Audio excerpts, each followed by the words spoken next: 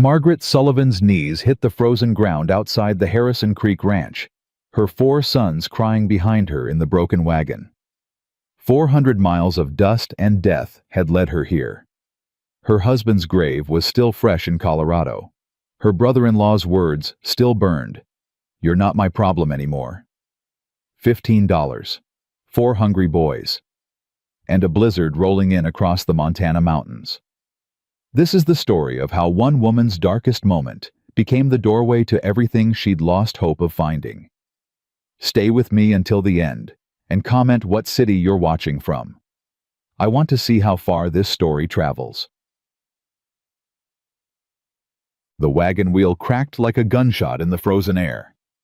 Margaret Sullivan grabbed the seat to keep from being thrown, but the jolt sent her youngest 5-year-old Henry tumbling against the wooden side. His cry pierced the bitter wind. "Mama, I've got you, baby." Margaret pulled him close, her heart hammering. "I've got you. Ma, the wheel's done for." William, her eldest at 14, jumped down into the snow. He crouched by the broken wheel, his breath coming out in white clouds. Axles cracked clean through. Margaret closed her eyes. Just for a moment. Just long enough to push down the scream building in her chest. 400 miles. 400 miles of grief and dust and desperate hope, and now this. 3 miles from Silver Falls, Montana, the town where her brother-in-law Vernon lived, the town that was supposed to be their salvation.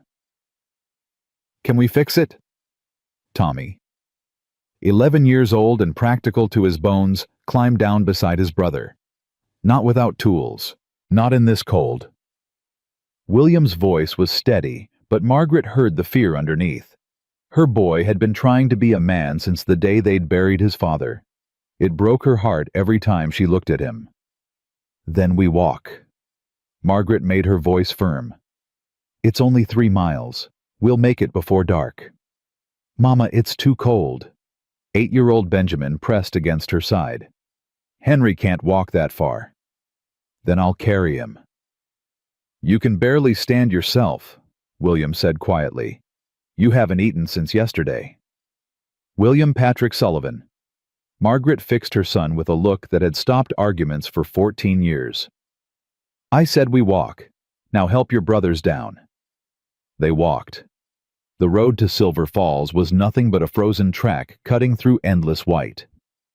The wind bit through Margaret's threadbare coat, through the shawl she'd wrapped around Henry, through every layer of hope she had left. She carried Henry for the first mile. Then Tommy took him. Then William. They passed him back and forth like a package too precious to drop. And Margaret watched her sons struggle and said nothing, because what was there to say? Patrick was dead. The mine had collapsed 3 months ago, taking her husband and their future in one terrible moment of rock and darkness.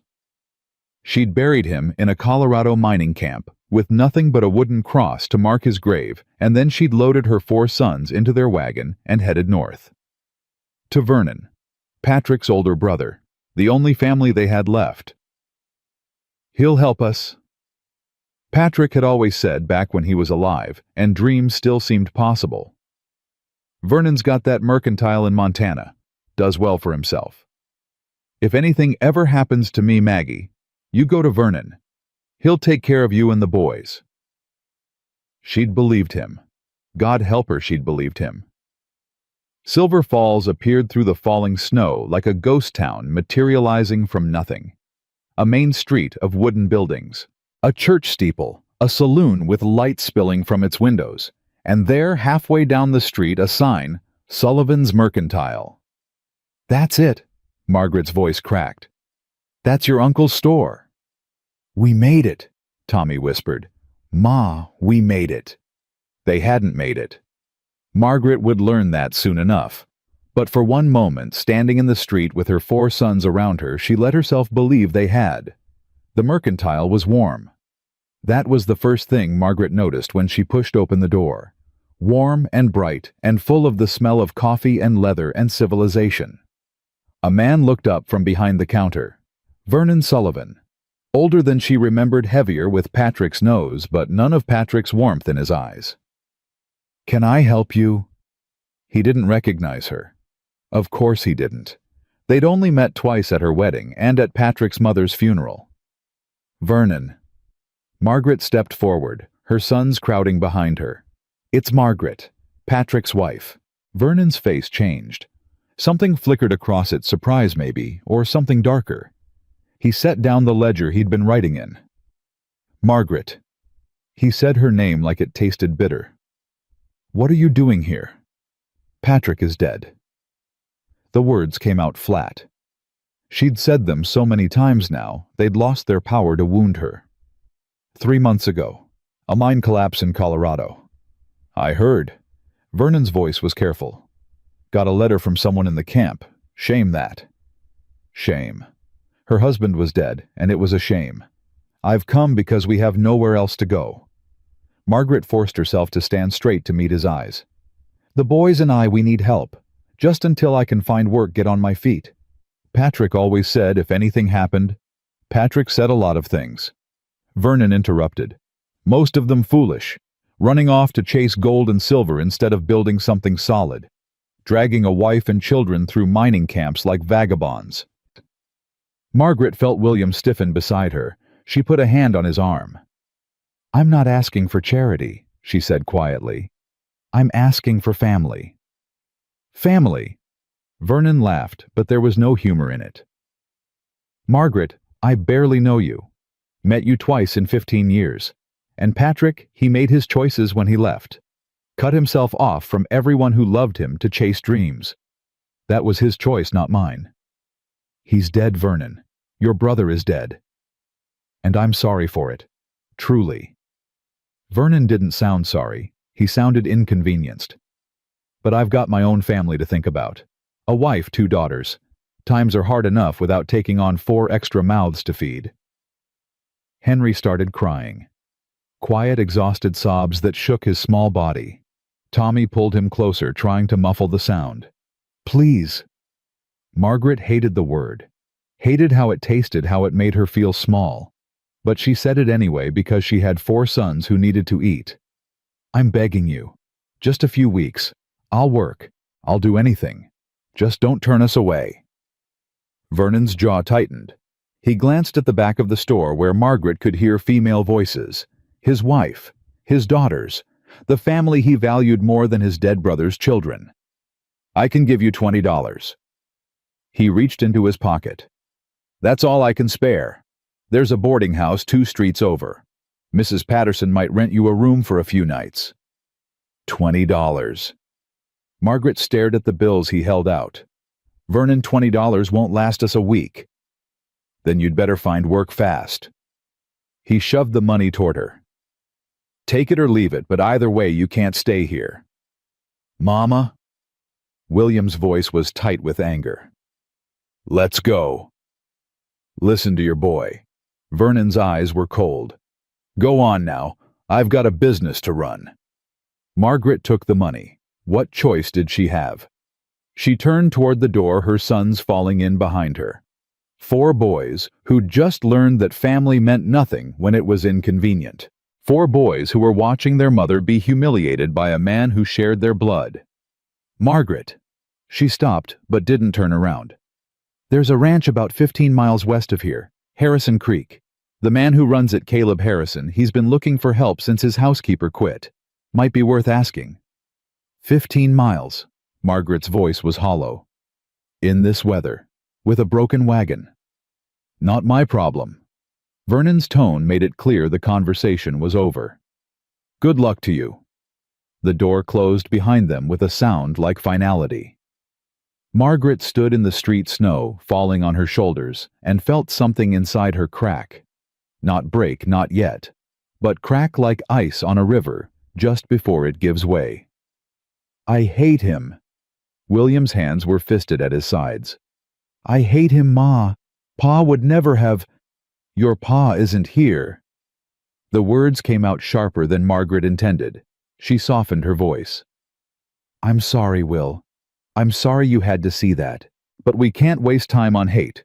We need to focus on what comes next. What does come next? Tommy asked. He was holding Henry, who had stopped crying but was shivering violently. Ma, we can't stay outside. Henry's freezing. The boarding house. Margaret started walking. We'll get a room for tonight. Figure out the rest tomorrow. The boarding house was a narrow building with peeling paint and a crooked sign. Mrs. Patterson, a thin woman with suspicious eyes, looked them up and down when they came through the door. No room. Please. Margaret was so tired of that word. I can pay. I have money. I said no room. Mrs. Patterson's lip curled. I heard about you. Vernon Sullivan's sister-in-law come begging for charity. I run a respectable establishment. I don't take in vagrants with children. We're not vagrants. William stepped forward, his young face flushed with anger. Our father just died. We just need... I don't care what you need. Mrs. Patterson moved toward the door, clearly meaning to usher them out. Go on now. Try the saloon. Maybe they'll take pity on you. The saloon. She was suggesting Margaret take her 4 sons to a saloon. Please. The word was barely a whisper now. My boys are cold and hungry. Just one night. I'll pay double. You could pay triple, and I still wouldn't have room for the likes of you. Mrs. Patterson's voice carried, and Margaret realized others were watching. From doorways. From windows. The whole town, it seemed, had turned out to witness her humiliation. Ma. William's hand found hers. Come on, we'll find somewhere else. There was nowhere else. Margaret knew it, even as she let her son lead her back out into the cold. A town that had already decided who she was. A brother-in-law who'd washed his hands of them. $20 that wouldn't last a week, and 15 miles between them and the only hope left. The ranch. Margaret heard herself say it. Harrison Creek. That's 15 miles, Ma. Tommy's voice was small. In the snow, without a wagon. Then we'd better start walking. Margaret? An old man's voice came from behind her. She turned to see a weathered face beneath a battered hat. He was sitting on a bench outside the general store, watching them with eyes that held more kindness than she'd seen all day. Ma'am, he corrected himself, touching his hat. Couldn't help but overhear. You're looking for Harrison Creek. Yes. Margaret was too tired for suspicion, too desperate for wariness. Do you know it? Know it well.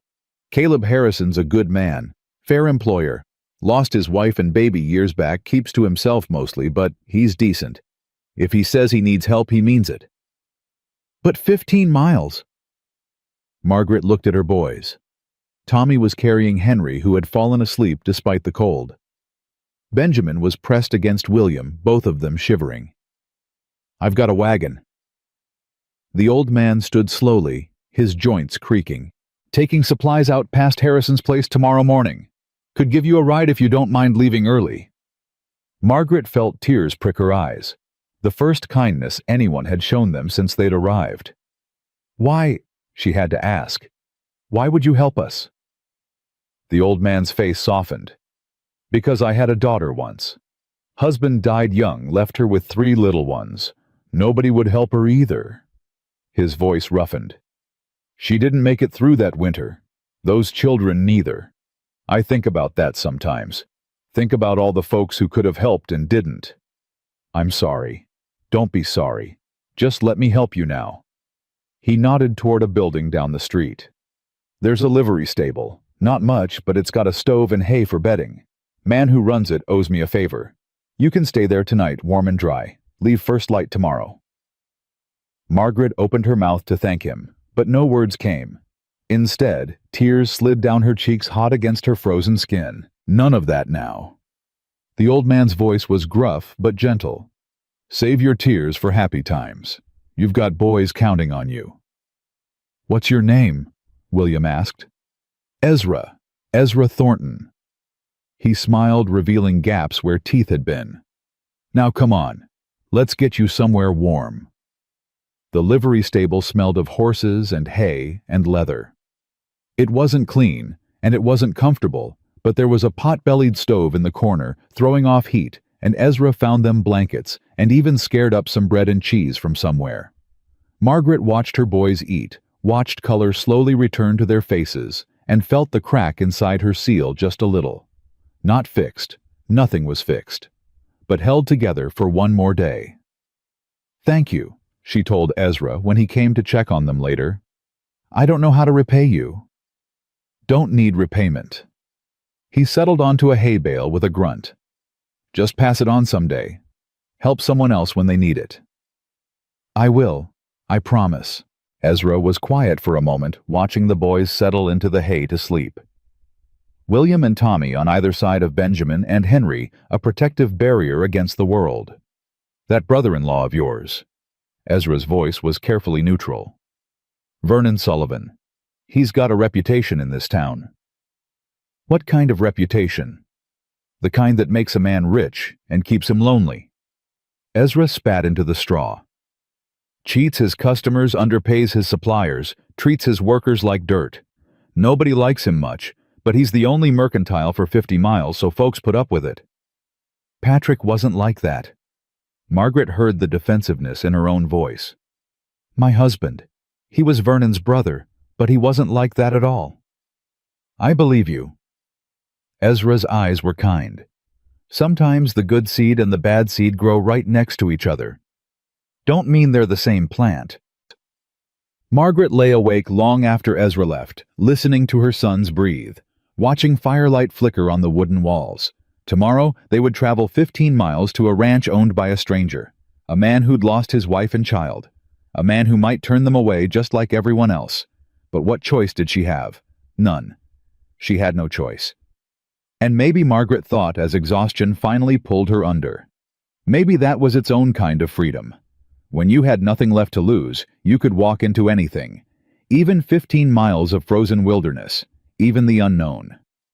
Morning came gray and bitter, the sky heavy with clouds that promised more snow. Ezra was waiting with his wagon before dawn, his breath fogging in the cold air. "You sure about this?" he asked, as Margaret helped her boys into the wagon bed. "Harrison's a good man, but he's particular.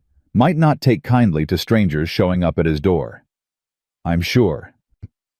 Margaret wasn't sure of anything except that she couldn't stay here, couldn't watch her sons freeze in a town that had already decided they weren't worth saving. The journey was long and cold. The road wound through hills covered in snow, past frozen creeks and stands of pine trees heavy with ice. Margaret held Henry on her lap, wrapped in every blanket they had, and tried not to think about what would happen if Caleb Harrison turned them away. There was nowhere else to go. If Harrison said no, they would die out here. It was that simple. "Ma." William's voice was quiet. "What was Pa really like, before the mines, I mean? Before things got hard?" Margaret looked at her eldest son, at the worry lines already forming on his young face, and felt her heart ache. "He was full of dreams," she said softly.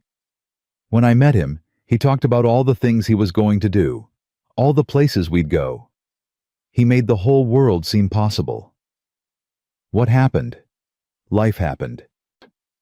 Margaret stroked Henry's hair, watching him sleep. "Dreams are easy when you're young. Keeping them alive when things get hard, that's different.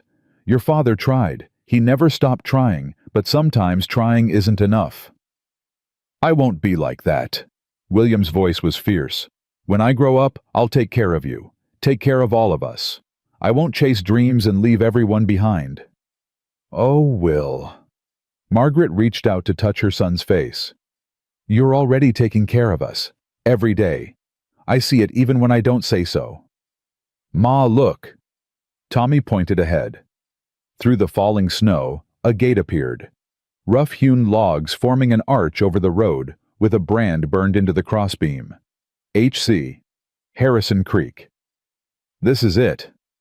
Ezra pulled the wagon to a stop. "Road goes on about a mile to the main house. I'd take you all the way, but I've got deliveries waiting." "You've done more than enough." Margaret climbed down from the wagon, then helped her boys out one by one. "Thank you, Ezra, for everything. Just remember what I said." Ezra's eyes were serious. "Pass it on. And Margaret, don't let this place fool you. It looks rough, but Harrison's got a good heart. He's just forgotten how to show it." The wagon rolled away, leaving them alone at the gate. Margaret looked at her sons, at their thin faces and hopeful eyes, and felt the weight of everything resting on what happened next. "Ready?" she asked. "Ready," William said. Tommy nodded. Benjamin squared his small shoulders. Henry, still half asleep, just clung to her hand. They walked through the gate and up the road toward whatever waited at the end. The ranch house appeared through the snow, like something from a dream. Bigger than Margaret had expected, with a wide porch and smoke rising from multiple chimneys. Barns and outbuildings clustered around it, and even through the storm she could see cattle in the distance, dark shapes against the white. A man emerged from the nearest barn as they approached. Tall, broad-shouldered, moving with the easy confidence of someone who'd spent his life on horseback. He stopped when he saw them, his hand resting near his hip, where a gun belt hung. "Can I help you folks?" Margaret's throat tightened. This was it. This was the moment. "My name is Margaret Sullivan." Her voice came out steadier than she felt. "I'm looking for Caleb Harrison." "You found him." The man stepped closer, and Margaret could see his face now. Weathered, handsome, in a hard way, with gray-blue eyes that gave nothing away. "What brings you to my ranch, Mrs. Sullivan?" "I'm looking for work." Margaret lifted her chin. "I heard you need a housekeeper."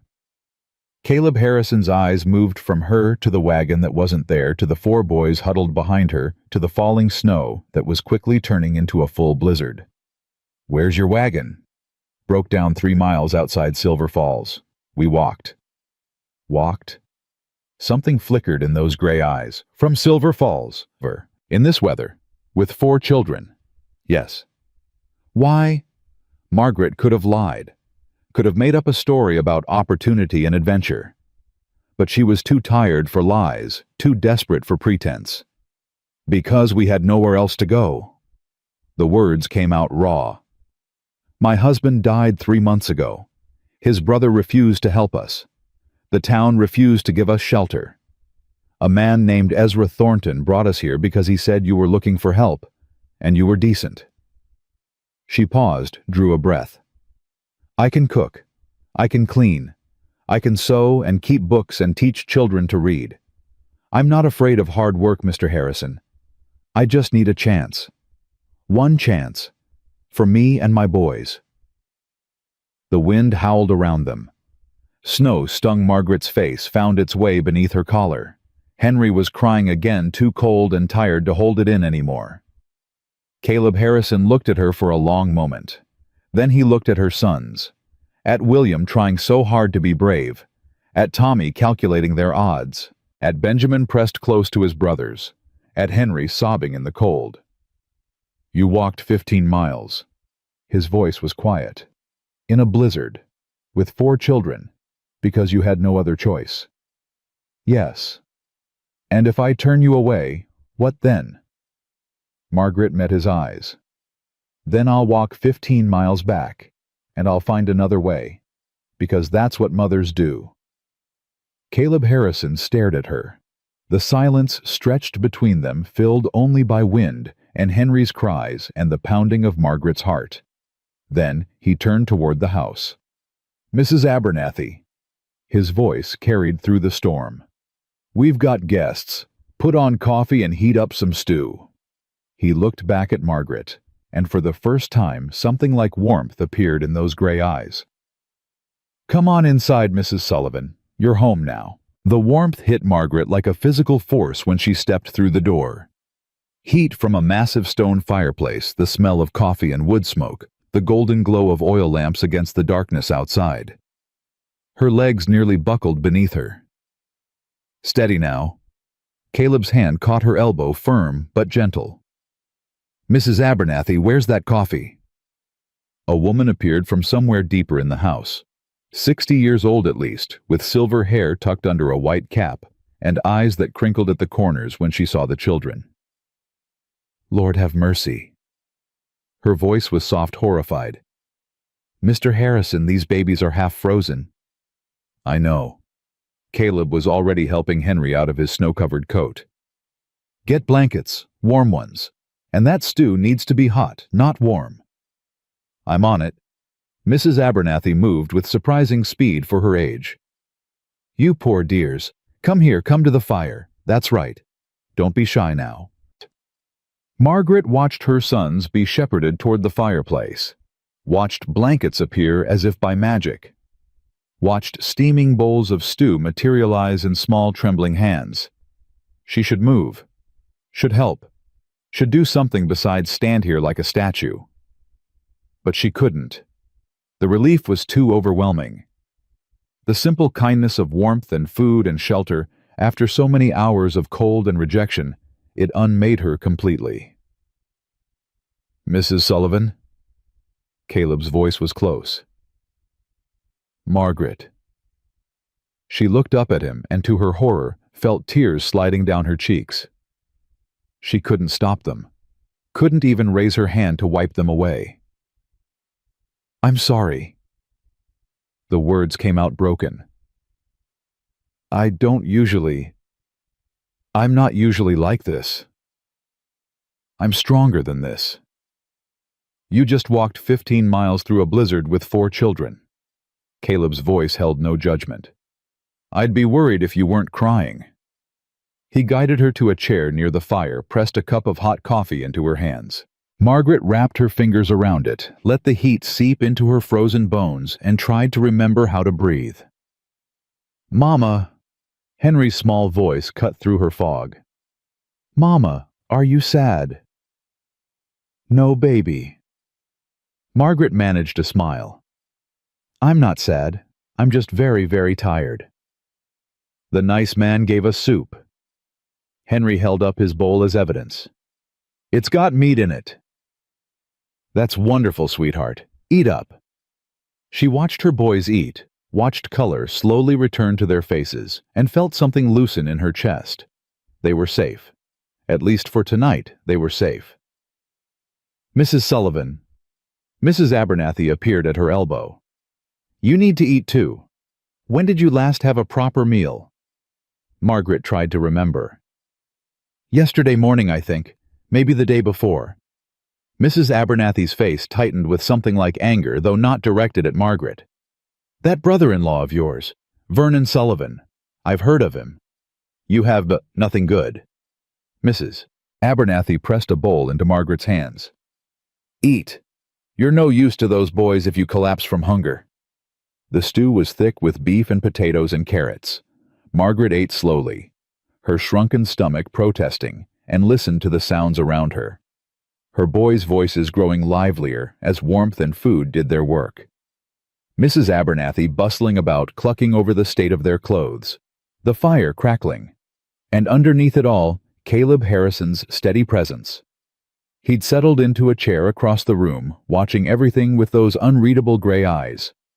Not intruding, not demanding anything, just there. Mr. Harrison. Margaret set down her empty bowl. I meant what I said, about working. I don't expect charity. I know you don't. Caleb's voice was calm. We can discuss arrangements tomorrow. Tonight you rest. But tomorrow. His tone left no room for argument. Mrs. Abernathy, is the guest room ready? It will be in 10 minutes. Good. Caleb stood. Mrs. Sullivan, you and your boys will stay in the main house tonight. There's a cabin behind the house that we use for staff, but it needs airing out. Tomorrow, if we come to an agreement about employment, that'll be yours. A cabin. William spoke up for the first time since they'd entered. A whole cabin, just for us. 2 bedrooms, a sitting room, and a kitchen. Caleb looked at the boy. You're the eldest. Yes, sir. William, Will. How old? 14, sir. Something shifted in Caleb's expression. Respect, maybe. You did good today, Will. Taking care of your brothers. Your father would be proud. William's face crumpled for just a moment before he got control of it. Thank you, sir. Margaret's heart ached. Her boy, her strong, brave boy, who needed to hear those words from a man, who hadn't heard them since Patrick died. The guest room was small but clean, with 2 beds and a fire already burning in the small hearth. Margaret tucked her boys in, listening to their sleepy murmurs, feeling their foreheads for any sign of fever from the cold. "Mama," Tommy's voice was drowsy. "Is this real? Are we really staying here?" "For tonight, yes." "What about tomorrow?" "Tomorrow I'll talk to Mr. Harrison about work." Margaret smoothed his hair back from his face. "We'll figure it out, Tommy. We always do." "I like it here." Benjamin's voice came from the other bed. "It smells like horses, and the lady gave us extra bread. Her name is Mrs. Abernathy. We'll thank her properly tomorrow." "Mama." Henry's small hand found hers in the darkness. The tall man. Is he nice?" Margaret thought about Caleb Harrison, his gruff voice and guarded eyes, the way he'd caught her elbow when she'd stumbled, the simple words, "You're home now." "Yes, baby, I think he's nice." She lay awake long after her sons fell asleep, staring at the ceiling, listening to the wind howl outside. Somewhere in this house, Caleb Harrison was doing the same thing probably. Lying awake, wondering what he'd gotten himself into by inviting a desperate widow and her 4 children under his roof. Tomorrow she would prove herself. Tomorrow she would show him she was worth the risk. Tomorrow. Morning came with watery gray light and the smell of bacon drifting up from below. Margaret woke to find her boys already stirring, drawn by the scent of food, like moths to flame. "Get dressed," she told them, pulling on her own worn dress and trying to smooth the wrinkles. "And wash your faces properly. First impressions matter." "We already made a first impression," William pointed out. "We showed up half frozen and crying." "Then second impressions matter even more." Mrs. Abernathy was in the kitchen when they came down, moving between stove and table with practiced efficiency. She looked up and smiled, the expression transforming her weathered face. "There you are. Sit down, sit down. Breakfast is almost ready." "Can we help?" Margaret asked. "I don't want to just—" "You can help tomorrow." Mrs. Abernathy waved her toward a chair. "Today you recover. Those boys need a proper meal, and so do you." The breakfast was enormous. Bacon and eggs and biscuits and gravy coffee for Margaret and milk for the boys. Margaret watched her sons eat and felt that loosening sensation in her chest again. When had they last had enough? When had she stopped noticing their hollow cheeks and thin wrists? Caleb appeared as they were finishing stamping snow off his boots in the doorway. He'd clearly been up for hours working despite the weather. His cheeks were red from cold, his hair damp with melted snow. "Mrs. Sullivan?" He nodded to her. "When you're finished, I'd like to talk. My study's down the hall." "Of course." Margaret stood immediately, but Caleb held up a hand. "Finish your coffee first. I've got paperwork to do. Take your time." He disappeared down the hall and Margaret sat back down, her heart hammering. "He seems stern," Tommy said quietly. "Is he angry?" "He's not angry." Mrs. Abernathy's voice was warm. "That's just his way. Mr. Harrison's not much for words or smiles, but he's a good man, the best I've ever worked for." "How long have you been here?" Margaret asked. "Going on 8 years now." Mrs. Abernathy refilled her coffee. "Came after my husband died. Mr. Harrison gave me a job when nobody else would hire a woman my age, gave me a home when I had nowhere to go." Something in her tone made Margaret look up. "You know what it's like, being desperate." "I do." Mrs. Abernathy's eyes were kind. "That's why I spoke up for you last night. When Mr. Harrison asked what I thought about taking you on, I told him you had spine. Told him anyone who walked 15 miles through a blizzard with 4 children wasn't going to quit when things got hard. You spoke up for me. Someone had to. And I wasn't wrong, was I?" Margaret shook her head, unable to speak past the lump in her throat. "Now go on." Mrs. Abernathy shooed her toward the door. "Don't keep him waiting. I'll look after your boys." The study was a small room, lined with books, and smelling of leather and tobacco. Caleb sat behind a scarred wooden desk, papers spread before him. He looked up when Margaret entered and gestured to a chair across from him. "Sit down, please." Margaret sat folding her hands in her lap to keep them from shaking. "I'm going to be direct with you." Caleb leaned back in his chair. "I do need help. Mrs. Abernathy's getting older, and the work is too much for one person. During roundup season, we've got 20 men to feed. Even in winter, there's more than she can handle alone. I can help with that. I've cooked for large groups before." "I believe you." Caleb's eyes studied her face. "But I need to know what I'm taking on. You show up at my door with 4 children, no wagon, no supplies, nothing but the clothes on your back. What happened? And I don't mean the short version you gave me last night. I mean everything." Margaret drew a breath. He deserved the truth. All of it. "I married Patrick Sullivan when I was 19. He was charming, full of dreams, convinced he was going to strike it rich out west. I believed him." She paused. "For the first few years it was good. Hard, but good. We moved from camp to camp following the gold, then the silver. Will was born in California, Tommy in Nevada, Benjamin in Utah, Henry in Colorado. That's a lot of moving. Patrick couldn't stay in one place, always convinced the next town would be better, the next mine would pay off, and I followed him because that's what wives do."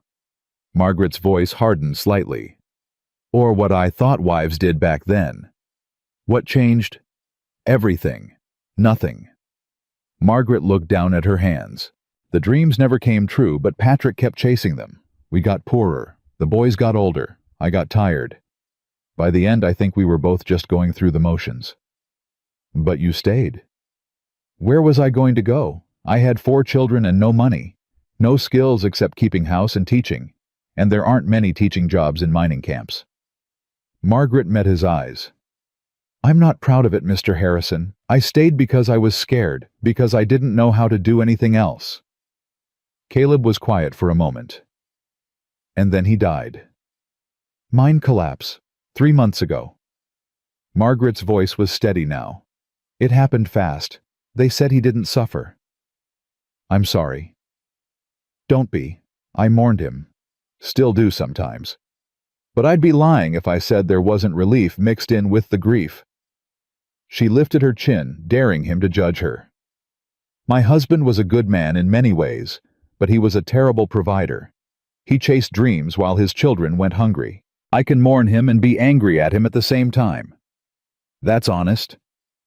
I don't have energy for lies anymore, Mr. Harrison. I've got 4 boys who need me to be strong enough for all of us. That doesn't leave room for pretending." Caleb nodded slowly. "What happened with Vernon?" "He refused to take us in. Said Patrick made his choices years ago, and he wasn't responsible for the consequences." Margaret's jaw tightened at the memory.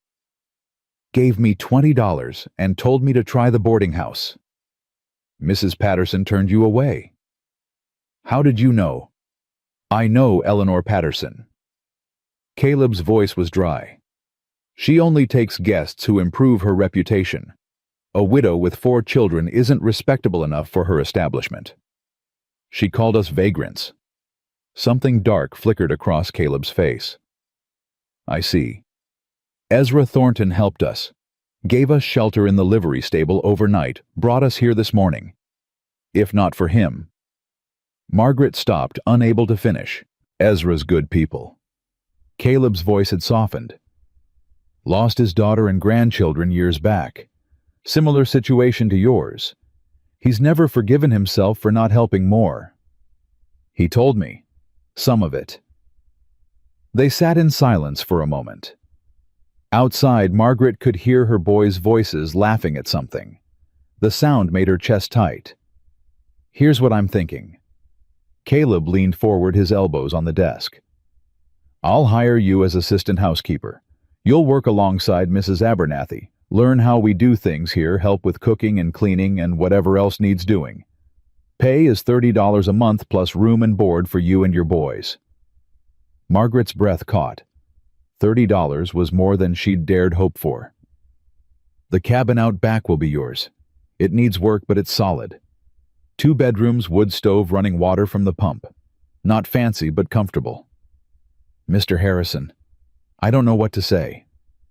I'm not finished. Caleb held up a hand. Your boys. The older ones need something to do. I'll have my foreman Charlie teach them ranch work if they're willing. Nothing dangerous, just basics. The younger 2 can help with small chores, collecting eggs, feeding the dogs, that sort of thing. You'd do that. Idle boys get into trouble. Besides, Caleb's expression softened, almost imperceptibly. A boy needs to learn things. Needs men around to teach him. Your eldest will, he's been carrying weight no 14-year-old should carry. Maybe time to let some of that weight shift. Margaret felt tears threatening again. She blinked them back furiously. I have one condition, Caleb continued. I heard you used to teach school. Yes, before I married. There's no school within 50 miles of here. The children on my ranch and the neighboring spreads, they've got no education. I've been thinking about starting a small school right here on the property. He paused. Would you be willing to teach? Not every day, maybe 3 or 4 times a week. The housework would come first, but if you could spare the time. A school. Her own school. Yes. The word came out fierce, certain. Yes, I would be willing. More than willing. Then we have a deal. Caleb stood extending his hand. Welcome to Harrison Creek Ranch, Mrs. Sullivan. Margaret stood and took his hand. His grip was firm, his palm calloused from years of work. She looked into his gray-blue eyes and saw something there that hadn't been there before. Not warmth exactly, but openness. A willingness to see where this went. Thank you, Mr. Harrison. You won't regret this. Caleb. He released her hand. If you're going to work here, you might as well use my name. Then call me Margaret. Margaret. He said it carefully, like he was testing the weight of it. All right then. Let's go tell your boys the good news. The weeks that followed were the hardest and the best of Margaret's life. The work was relentless. She rose before dawn to help Mrs. Abernathy prepare breakfast for the ranch hands, 7 men who ate like they hadn't seen food in days. Then there was cleaning laundry, mending, and the 1,000 small tasks that kept a ranch house running. By evening, she fell into bed, exhausted, muscles aching in places she hadn't known she had muscles. But she was happy. For the first time in years, maybe for the first time ever, Margaret was genuinely happy. The boys thrived. Will spent his afternoons with Charlie McBride, the ranch foreman, learning to rope and ride and handle horses with quiet competence. Tommy discovered a talent for numbers and started helping Mrs. Abernathy with the household accounts. Benjamin found a litter of kittens in the barn and appointed himself their protector. And Henry. Sweet little Henry followed everyone around like a duckling, collecting hugs and treats, and becoming the unofficial mascot of the Harrison Creek Cowboys. Your boys are good ones, Charlie told her one evening as she watched Will practice his roping on a fence post. Will especially. Got a natural seat on a horse. Quiet hands. The horses trust him. His father never taught him to ride. The admission came out before Margaret could stop it. Patrick wasn't much for practical things. Well, he's learning now. That's what matters. Charlie tipped his hat. Ma'am. And then there was Caleb. She saw him every day at meals and in passing discussing household matters and ranch business. He was unfailingly polite, unfailingly fair, and utterly impossible to read. Those gray eyes gave nothing away. That weathered face could have been carved from stone for all the emotion it showed. But sometimes Margaret caught glimpses of something else. The way he watched her boys playing in the yard. A softness around his mouth that was almost like longing. The way he asked after her welfare, gruff questions that betrayed more concern than he probably intended. The way he'd brought books home from town one day, left them on the kitchen table, without a word, exactly the ones she'd mentioned wanting to read. He likes you, Mrs. Abernathy said one afternoon as they rolled out pie crust together. Mr. Harrison? Don't look at me like that, I've got eyes. He's my employer. And And nothing. Margaret pressed the rolling pin harder than necessary. I'm a widow with 4 children and nothing to my name. He's well, he's him. Rich respected could have any woman in the territory. Could but doesn't. Mrs. Abernathy's voice was gentle. You know why he never remarried? After Rose died? Margaret had heard the story. Everyone had heard the story.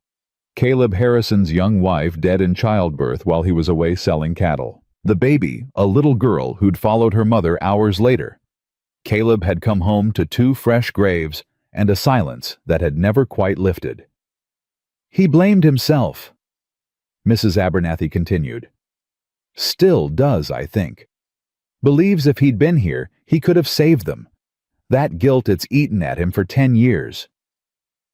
That's terrible. It is. But Margaret. Mrs. Abernathy stopped rolling and looked at her directly.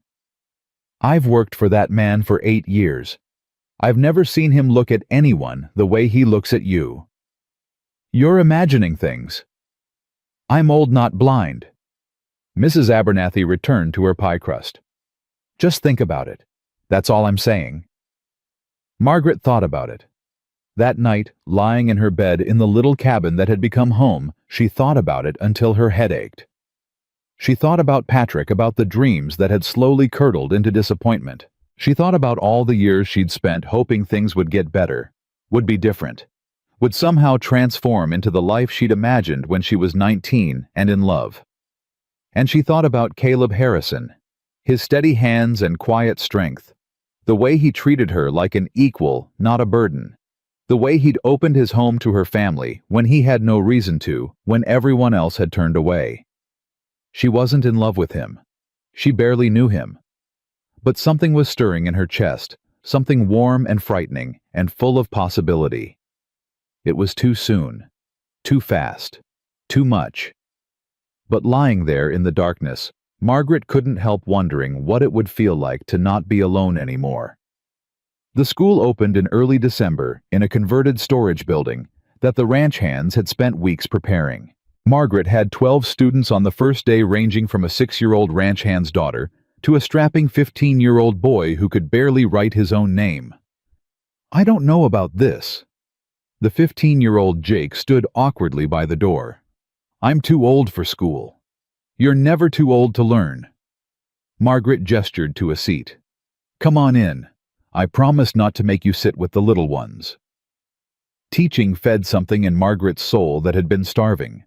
She'd forgotten how much she loved it. The challenge of reaching each student, the joy of watching understanding dawn on a struggling face, the simple pleasure of sharing knowledge. Caleb stopped by one afternoon, standing in the doorway, and watching as Margaret helped little Sarah Patterson sound out words from a primer. Margaret looked up, caught his eye, and felt her cheeks warm.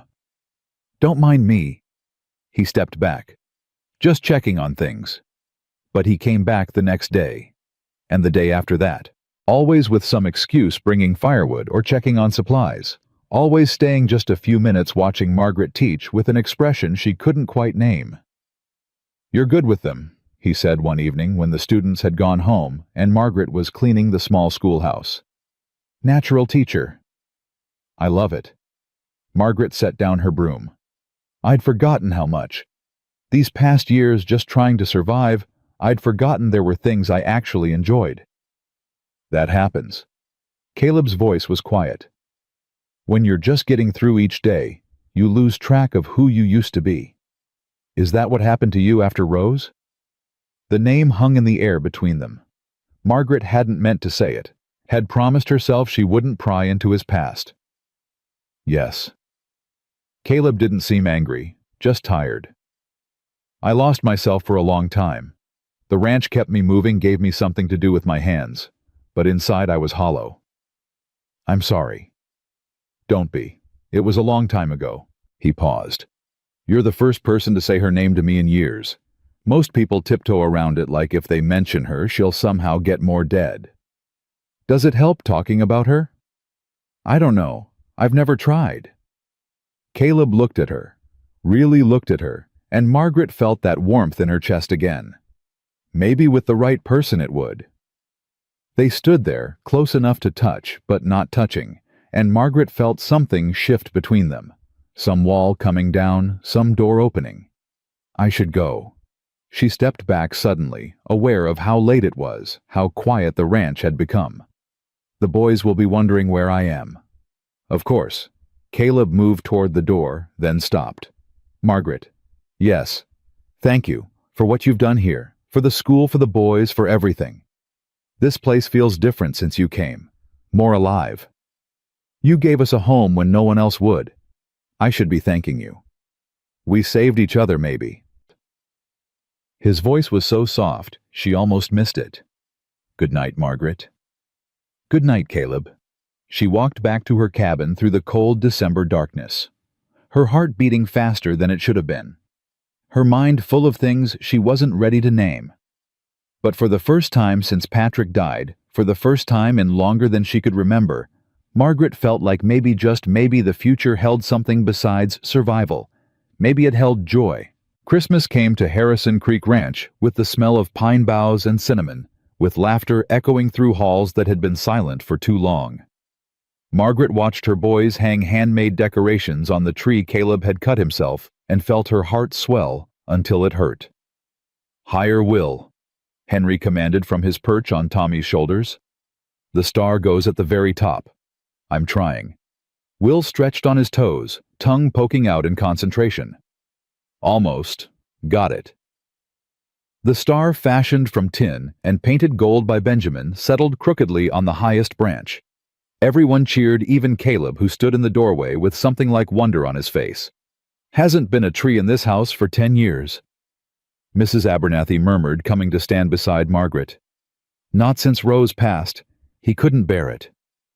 Margaret looked at Caleb, at the way his eyes followed her boys, at the softness in his expression that he probably didn't know was there.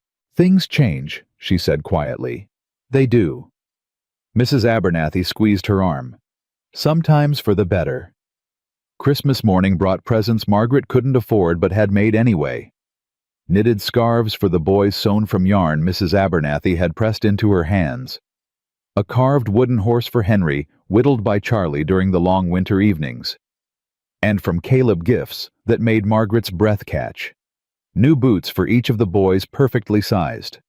A warm coat for Will, thick enough to keep out the Montana cold. Books for Tommy, who devoured them like food. Art supplies for Benjamin, who'd been sketching on any scrap of paper he could find. This is too much, Margaret protested, watching her sons tear into their gifts with unrestrained joy. You shouldn't have. I wanted to. Caleb's voice was gruff, but his eyes were warm. They deserve it. But, Margaret. He said her name like it meant something. Let them have this. Let yourself have this. She did. She let herself have the hot chocolate and the carols, the laughter and the warmth, the feeling of family that she'd almost forgotten existed. And when Caleb caught her eye across the room and smiled, actually smiled, she let herself have that too. January brought bitter cold and something else. Something that changed everything. It started with a cough. Nothing serious, Margaret thought at first. Just winter in Montana, dry air and cold nights. Half the ranch hands were coughing. It would pass, but it didn't pass. By the second week of January, 3 men were down with fever. By the third week, it was 7. Mrs. Abernathy moved them all to the bunkhouse, quarantined them as best she could, and worked herself to exhaustion trying to care for them. Influenza, she told Margaret grimly. Bad strain. We lost men to this same sickness back in '75. Margaret kept her boys away from the bunkhouse, kept them busy with lessons and chores, and tried not to let them see her fear.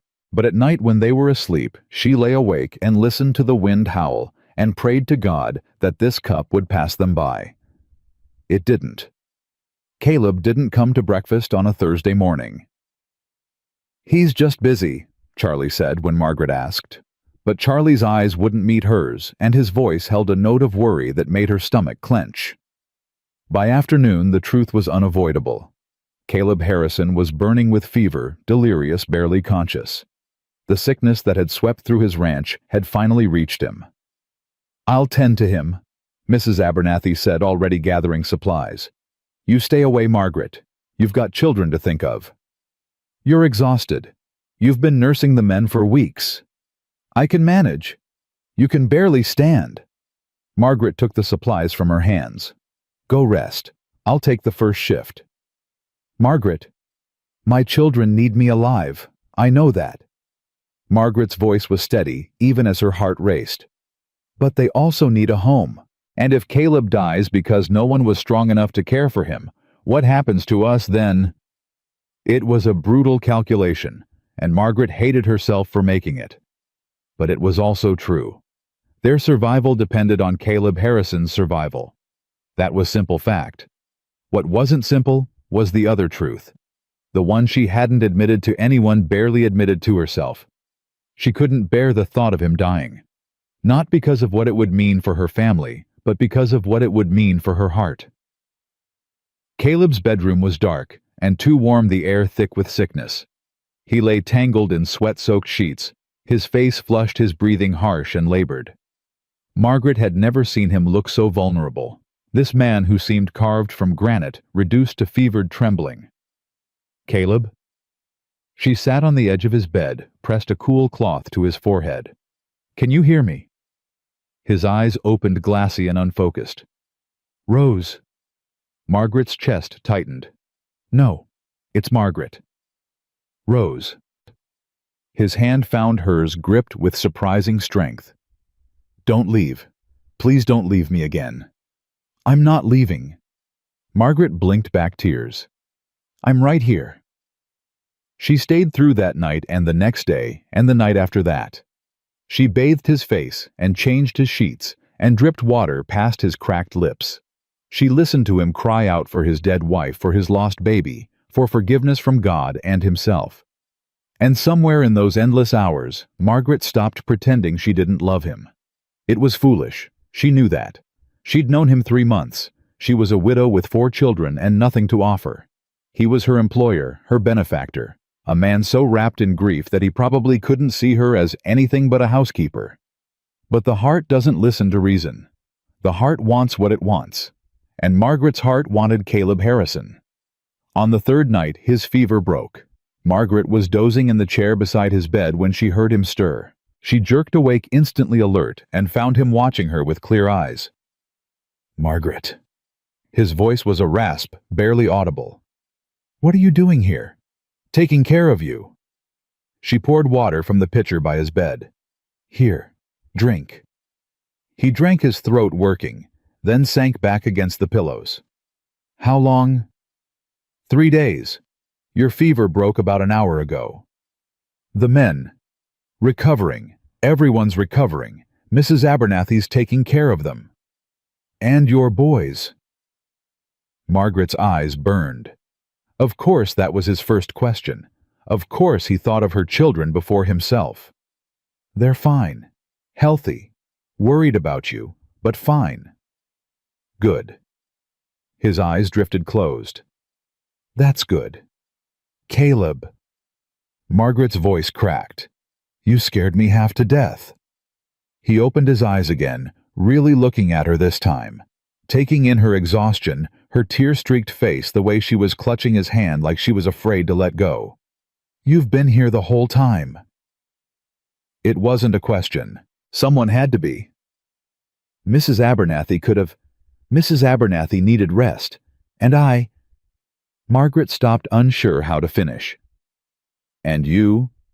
Caleb's thumb traced circles on her palm. "Why did you stay, Margaret?" "Because I was terrified you would die. Because I realized I love you.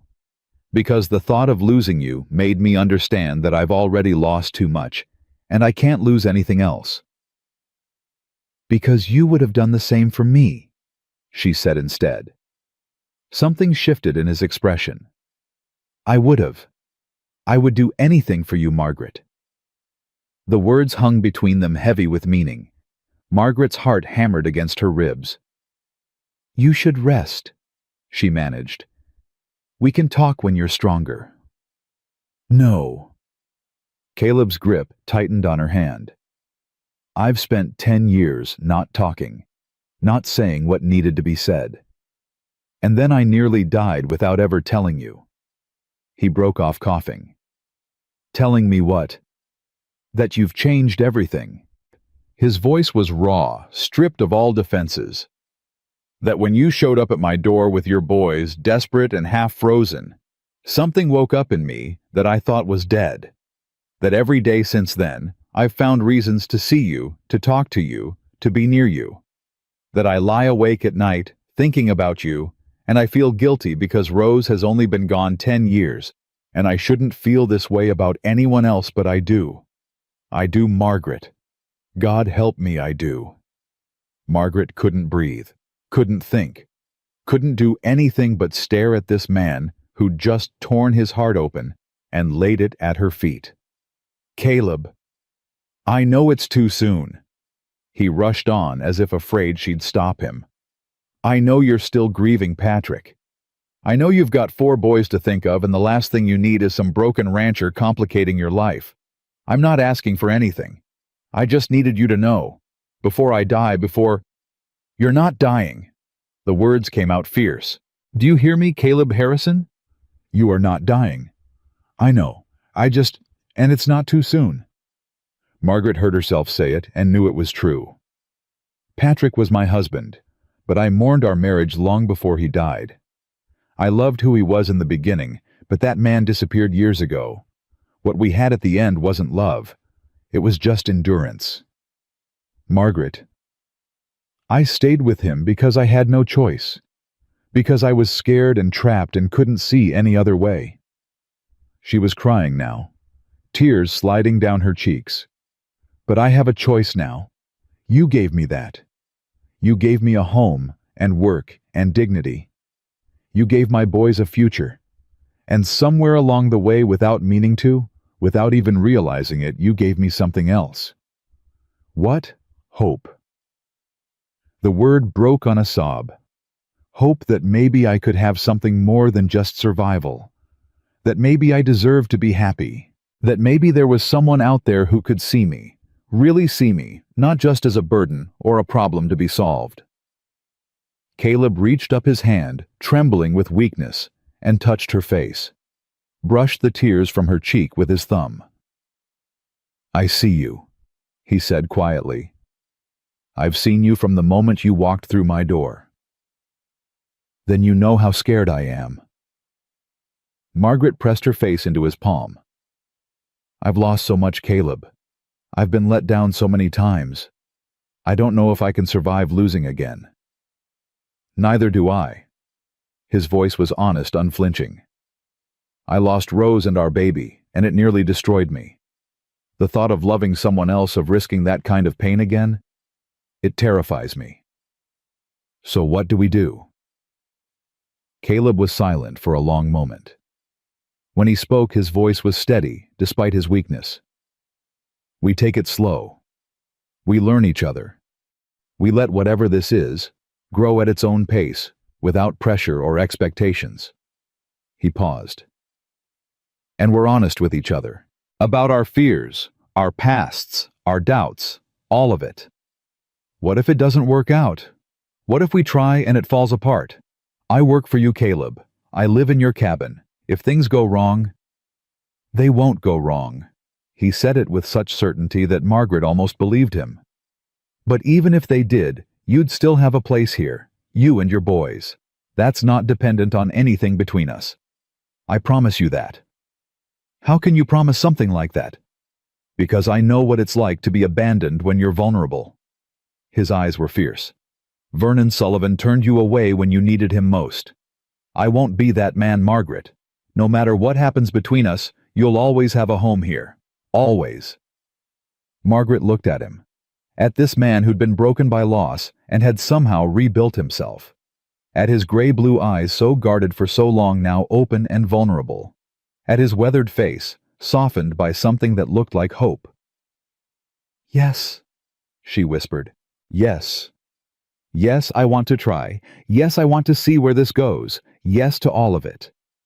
She laughed through her tears. I must be crazy. If you're crazy, so am I.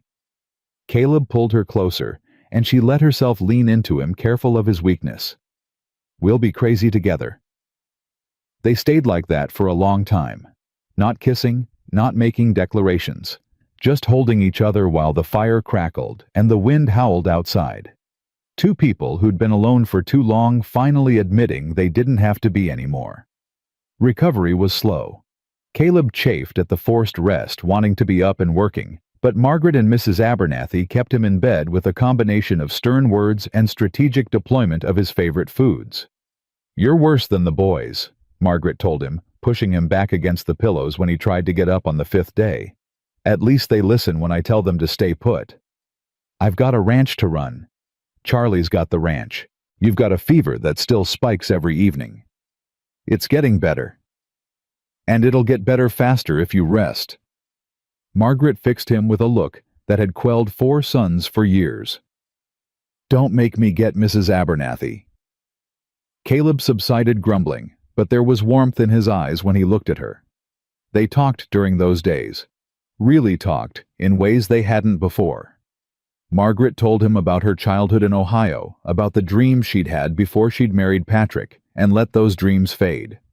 Caleb told her about his parents, about building the ranch, about Rose and the baby, and the guilt that still gnawed at him in the quiet hours.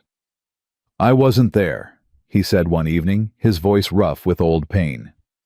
"She needed me, and I wasn't there. I keep thinking if I'd just stayed home, if I hadn't been so focused on that cattle sale." "You couldn't have known."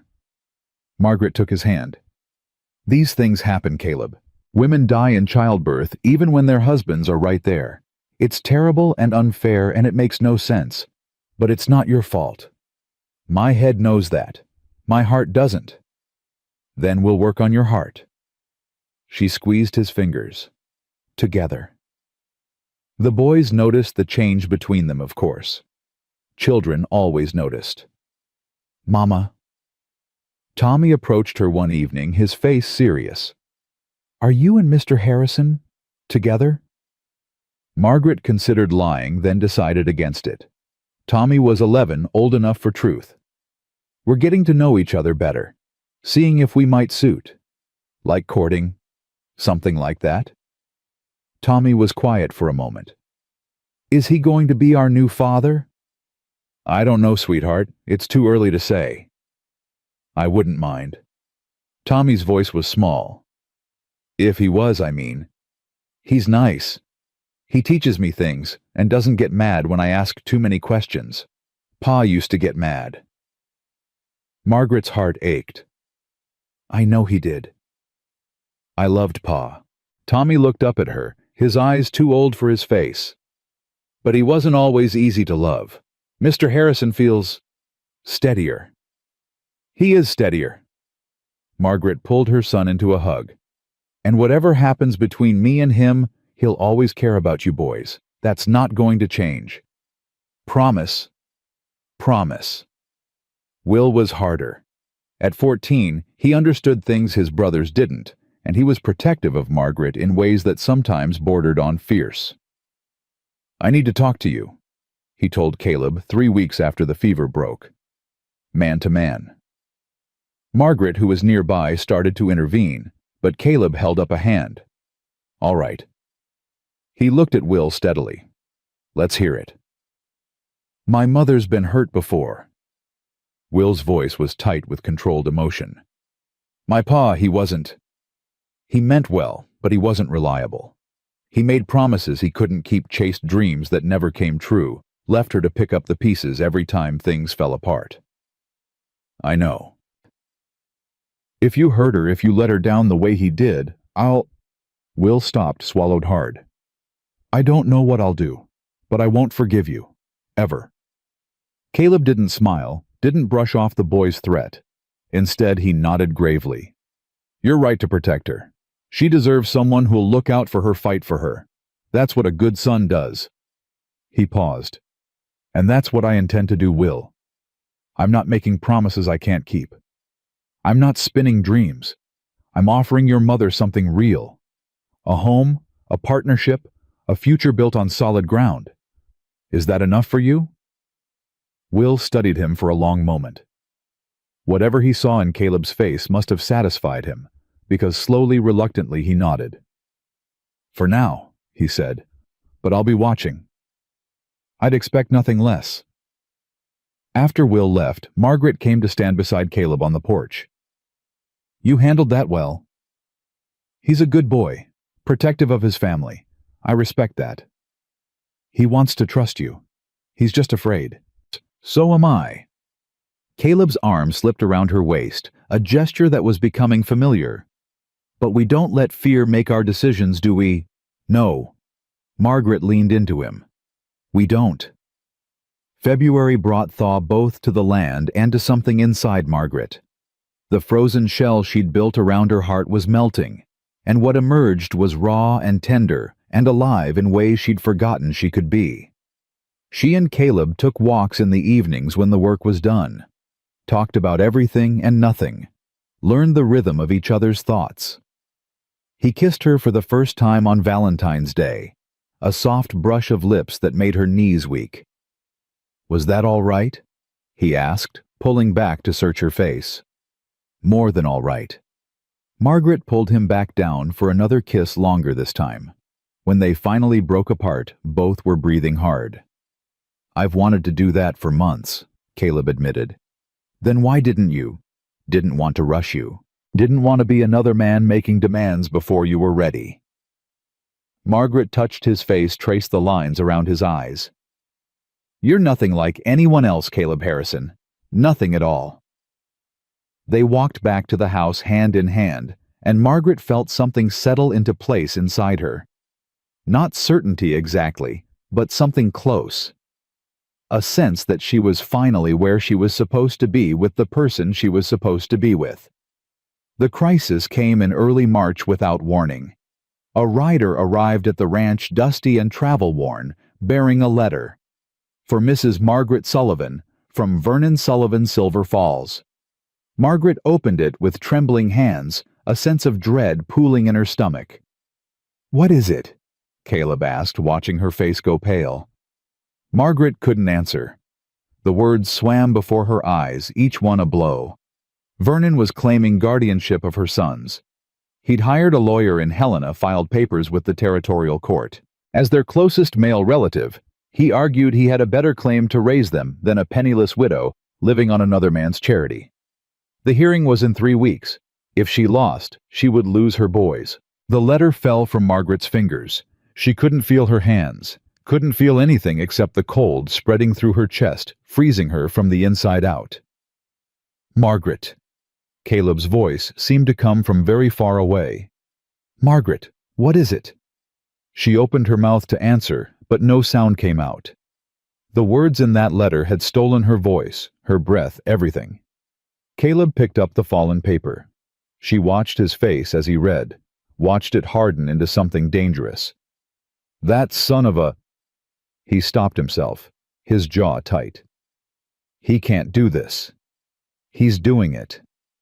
Margaret's voice came back hollow and strange. "He's their uncle, their closest male relative.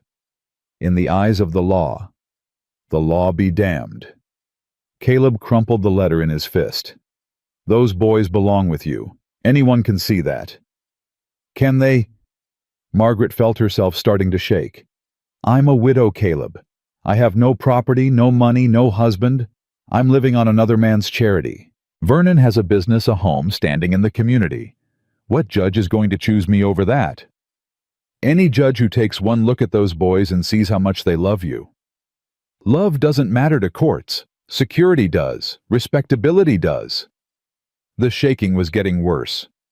"He'll take them, Caleb. He turned us away in a blizzard, and now he wants to take my children." Caleb crossed to her in 2 strides and pulled her into his arms. "He's not taking anyone. Do you hear me? We're going to fight this." "How?" "I don't know yet, but we'll figure it out." His arms tightened around her. "You're not alone anymore, Margaret. Whatever comes, we face it together." She clung to him, let herself fall apart for just a moment, let the tears come. 3 weeks.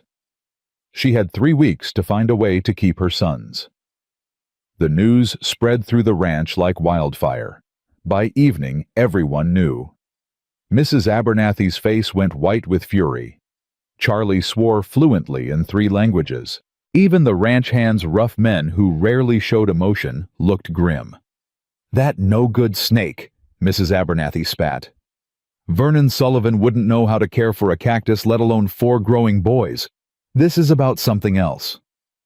"What do you mean?" Margaret asked. "I mean Vernon Sullivan doesn't do anything without profit in mind." Mrs. Abernathy's eyes were sharp. "Those boys are old enough to work. Will especially. Vernon's been complaining for months about the cost of hired help at his mercantile." The realization hit Margaret like a physical blow. "He wants free labor." "That's my guess. He'd take my children from me to save money on employees. Vernon Sullivan would sell his own mother if he thought he could turn a profit." Mrs. Abernathy's voice was bitter. "I've known men like him my whole life. They don't see people. They see assets." Margaret thought she might be sick. "Mama." Will's voice came from the doorway. He stood there with his brothers behind him, 4 faces ranging from confused to frightened. "What's happening? Why is everyone upset?" Margaret looked at her sons and felt her heart break all over again. How was she supposed to tell them? How was she supposed to explain that the uncle who'd turned them away now wanted to rip them from the only real home they'd ever known? "Come here, boys." She gathered them around her, pulled them close. "I need to tell you something." She told them, simply honestly, without softening the truth. They deserved that much. Will's face went hard in a way that made him look like a man, not a boy. "I won't go. He can't make me." "Will." "I mean it, Ma. I'd rather live on the street than live with Vernon Sullivan." His voice shook with controlled rage.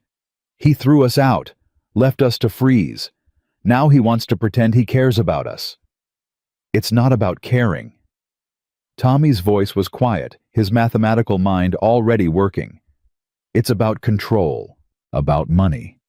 He needs workers and we're free." "I don't want to leave."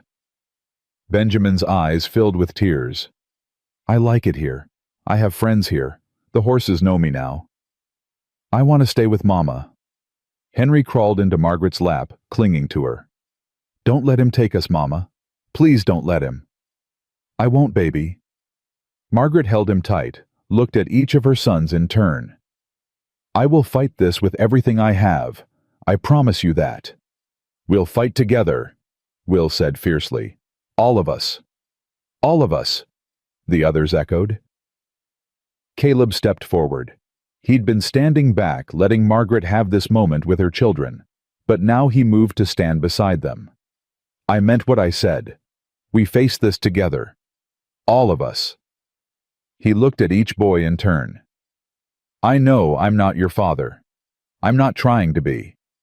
But I care about you, about all of you. And no one is going to take you from your mother while I'm breathing. You have my word on that." Will studied him for a long moment. Then slowly he extended his hand. "Then we're in this together, sir." Caleb shook it man to man. "We are." The next morning, Caleb rode to Helena. "I know a lawyer there," he explained to Margaret before he left. "Good man, honest. If anyone can find a way to beat this, it's him." "Caleb, lawyers cost money. I can't ask you to." "You're not asking. I'm offering." He took her hands in his. "And before you argue about charity, remember, this is about those boys, your boys. He stopped, swallowed. "The boys I've come to love like they were my own." Margaret's eyes burned. "You love them." "How could I not?" His voice was rough.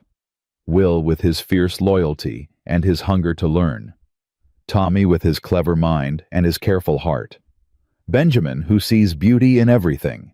Henry who reminds me every day what joy looks like. He paused. "They're yours, Margaret. That makes them precious to me."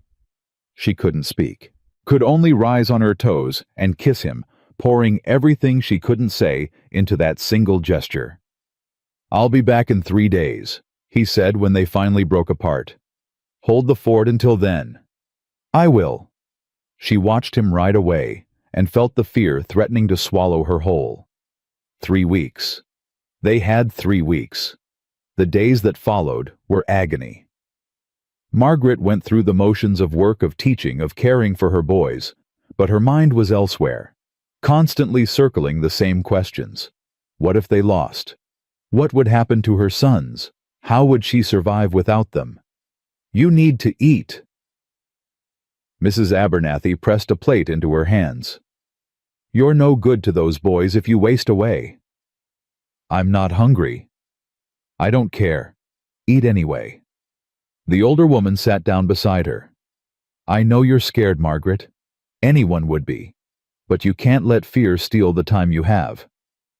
"What if it's the last time?" The words came out cracked, broken. "What if this is all we get?" "Then make it count." Mrs. Abernathy's voice was fierce. "Don't spend these weeks in terror. Spend them loving those boys. Whatever happens, they'll remember that. They'll remember their mother fighting for them, caring for them, being present with them. That matters more than you know." Margaret looked at the woman who'd become like a mother to her and felt something shift. "You're right." She took a breath.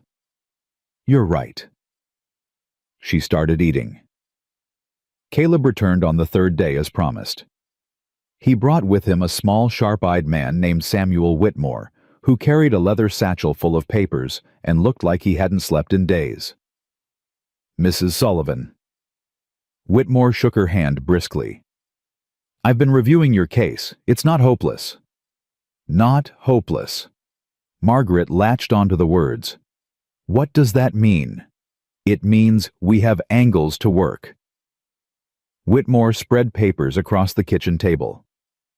Vernon Sullivan's petition rests on several claims. First, that as the boy's closest male relative, he has natural authority. Second, that you lack the means to provide for them properly. Third, that living on a bachelor's ranch is improper for young boys. "Improper," Margaret's voice rose. "He left us to freeze in a blizzard, and he's calling this improper." "I know. The hypocrisy is staggering." Whitmore's lips thinned. "But we can use that. We can demonstrate that he abandoned you, refused aid when you were desperate. That speaks to his character." "Will the court care about his character?" "They might, especially if we can show a pattern." Whitmore looked at her directly. "Mrs. Sullivan, I need to ask you some questions. About your husband. About Vernon. About everything that happened before you came here." Margaret told him. Everything. The years of struggling. Patrick's death. Vernon's rejection. The door slammed in her face, the $20 thrown at her like scraps to a dog. Mrs. Patterson's cruelty, Ezra's kindness, the 15-mile walk through the blizzard. Whitmore took notes, his pen scratching rapidly. When she finished, he was quiet for a long moment. "This is good," he said finally. "The abandonment angle is strong, but there's something else we can do. Something that would make your position virtually unassailable." "What?" Whitmore glanced at Caleb, then back at Margaret. "You could marry." The word hung in the air. Margaret felt her face flush. "I know it's forward of me to suggest," Whitmore continued, "but a married woman with a stable home and a husband of means, Vernon's entire argument falls apart. He can't claim you lack resources if you're Mrs. Caleb Harrison. Can't claim impropriety if the boys are living with a proper married couple." "Mr. Whitmore," Margaret's voice was carefully controlled, "I appreciate the suggestion, but I will not marry to solve a legal problem. If Caleb and I marry, it will be because we choose to not, because Vernon Sullivan forced our hand." "I understand. I simply wanted you to know the option exists." Whitmore began gathering his papers. "In the meantime, I'll file our counterpetition. I'll need character witnesses. People who can speak to your fitness as a mother to the boy's well-being under your care." "I can do that." Caleb spoke for the first time. "And I know others who will too." "Good. The hearing is in 18 days. I'll be in touch." After Whitmore left, Margaret and Caleb sat in silence. The marriage suggestion hung between them, unspoken but impossible to ignore. "He's not wrong." Caleb's voice was quiet. "About marriage making things easier." "I know. But you're right, too. I don't want to marry you because of a court case." He turned to face her. "I want to marry you because I love you. Because I want to spend my life with you. Because when I imagine my future, you're in every part of it." Margaret's breath caught. "Caleb, I'm not proposing. Not now, not like this." He took her hands, took her. "When I ask you to marry me, and I will ask you, it won't be because of Vernon Sullivan or any judge. It'll be because it's right, because we're ready, because we choose it freely. And if we lose the case before that happens, then we appeal, we fight, we keep fighting until there's nothing left to fight for." His grip tightened. "I'm not giving up, Margaret. Not on you, not on those boys, not on us, whatever it takes." She believed him. God help her, she believed him completely. The days blurred together. Whitmore sent letters, requested documents, built their case piece by piece. Margaret gathered testimonials from everyone who knew her. Mrs. Abernathy Charlie, the ranch hands, the parents of her students. Each one spoke to her character, her devotion to her children, the transformation she'd brought to Harrison Creek. Ezra Thornton made the 15-mile journey specifically to add his voice. "That woman walked through a blizzard to give her boys a chance," he told Whitmore, his weathered face fierce. "You don't do that unless you love those children more than your own life. Vernon Sullivan can't hold a candle to that kind of devotion." Even some of the townspeople of Silver Falls came forward. People who'd witnessed Vernon's cruelty that first day. People who'd seen Margaret turned away and had felt ashamed of their silence. "I should have helped you." Mrs. Patterson, of all people, appeared at the ranch one afternoon. Her face was pale, her hands twisting together. "That day you came to my boarding house. I knew it was wrong to turn you away, but Vernon, he has influence. I was afraid." "Why are you here now?" Margaret asked coldly. "Because I can't live with myself if those boys are taken from you." Mrs. Patterson's voice cracked. "I've done a lot of things I'm not proud of, Mrs. Sullivan. Turned away people who needed help. Put my reputation above what was right. But this, taking children from their mother to serve as Vernon Sullivan's unpaid laborers, I can't be part of that. You're willing to testify. I'll tell them everything. How Vernon spoke about you after you left. How he laughed about sending you off with $20. How he said he'd done his duty and washed his hands of you." Mrs. Patterson's chin lifted. "It's the least I can do." Margaret wanted to refuse, wanted to throw this woman's tardy conscience back in her face. But she thought of her sons, of what was at stake, and swallowed her pride. "Thank you," she said. "That will help." The hearing was held in Helena on a gray March morning. Margaret wore her best dress, the blue wool Caleb had bought her for Christmas. Her boys sat in a row behind her, scrubbed clean and terrified, holding hands like they had during the blizzard. Vernon Sullivan sat across the aisle with his lawyer, a slick man in an expensive suit. Vernon didn't look at Margaret, didn't acknowledge her existence at all. "All rise." Judge Abraham Winters was 60 years old, with a face like carved granite and eyes that gave nothing away. He took his seat, surveyed the courtroom, and nodded. "We're here in the matter of Sullivan versus Sullivan. Guardianship petition for William Thomas Benjamin and Henry Sullivan, minor children. Mr. Prescott, you represent the petitioner. I do your honor." Vernon's lawyer stood. "We're asking the court to grant full guardianship to Mr. Vernon Sullivan, the children's paternal uncle and closest male relative. Mrs. Sullivan, while no doubt a loving mother, lacks the means and stability to provide proper care for 4 growing boys. And Mr. Whitmore, you represent the respondent. I do your honor. We categorically oppose this petition and will demonstrate that it is motivated not by concern for the children's welfare, but by Mr. Sullivan's desire for free labor in his mercantile business." The judge's eyebrows rose. "That's a serious accusation." "We have evidence to support it, Your Honor." "Very well. Mr. Prescott, call your first witness." Vernon testified first. He painted himself as a concerned uncle, burdened by guilt over his initial refusal to help, now seeking to make amends by providing a stable home for his brother's orphaned children. "I was wrong to turn them away," he said, his voice dripping with false sincerity. "I've regretted it every day since. But I can make it right now. I have a successful business, a proper home, the means to give those boys every advantage." "And what advantages would those be?" Whitmore asked on cross-examination. "Education, stability, a respectable position in the community." "By education, do you mean formal schooling? Or do you mean training them to work in your mercantile?" Vernon's face tightened. "Both.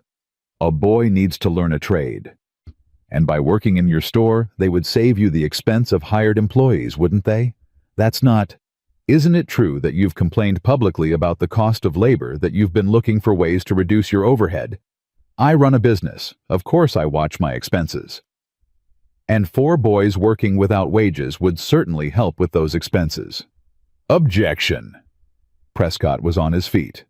"Speculation. Withdrawn." But Whitmore had made his point. Margaret could see it in the judge's eyes. Witness after witness followed. Mrs. Abernathy spoke of Margaret's devotion to her children, her tireless work, her transformation of the ranch. Charlie described the boys' growth, their happiness, their flourishing under their mother's care. Ezra told the story of the blizzard, his voice rough with emotion. "That woman carried her youngest son through miles of snow," he said. "Gave him her food, her warmth, everything she had. If that's not a fit mother, I don't know what is." And then Mrs. Patterson took the stand. "I was there the day Margaret Sullivan came to Silver Falls," she said, her voice steady despite her obvious nerves. "I saw Vernon Sullivan give her $20 and tell her to leave. I heard him call her a burden. And afterward, I heard him laugh about it with his cronies at the saloon." Objection, hearsay. "Your Honor." Mrs. Patterson was present for these conversations. "I'll allow it. Continue." He said, and I quote, "That's the last I'll see of her. $20 to make her go away. Best investment I ever made." Mrs. Patterson's voice hardened. "This man didn't want those children when they were starving in the street. The only reason he wants them now is because they're old enough to be useful." The courtroom buzzed. Judge Winters called for order. "Mrs. Sullivan." He turned his attention to Margaret. "Do you wish to testify on your own behalf?" Margaret stood, her legs shaking. "I do, Your Honor." She walked to the witness stand and took the oath. Whitmore guided her through her story from Patrick's death to Vernon's rejection to the 15-mile walk through the blizzard. She spoke of finding work at Harrison Creek, of building a school, of watching her sons transform from frightened refugees into confident, happy boys. And then Vernon's lawyer had his turn. "Mrs. Sullivan, you currently reside on Mr. Caleb Harrison's ranch. Is that correct?" "Yes." "And Mr. Harrison is unmarried?" "Yes." "Isn't it improper for a widow with 4 children to live on an unmarried man's property?" "I have my own cabin. I work for my wages. There's nothing improper about it." "But you've been seen with Mr. Harrison, walking together, dining together. Some might say your relationship is more than professional." Margaret felt her face flush. "Mr. Harrison is a good man who gave me and my children a home when no one else would. If I care for him, that's not improper. That's human." "But you're not married to him." "No."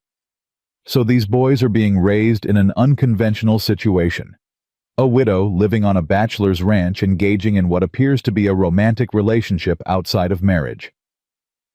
Prescott's voice dripped with false concern. "Is that really the best environment for impressionable young boys?" "The best environment for my boys," Margaret said, her voice rising, "is one where they're loved, where they're fed and clothed and educated, where they have room to run and people who care about them.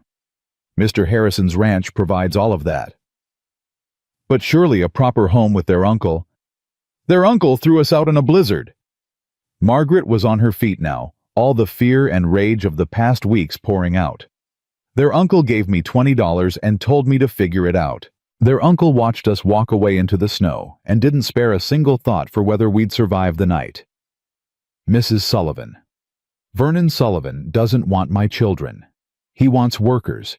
He wants to use them the way he uses everyone else as tools for his own profit, and I will die before I let him do that to my boys.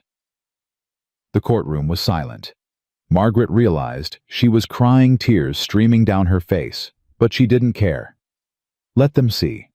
Let them see what a mother's love looked like. Your Honor. Whitmore stood. We have one final witness.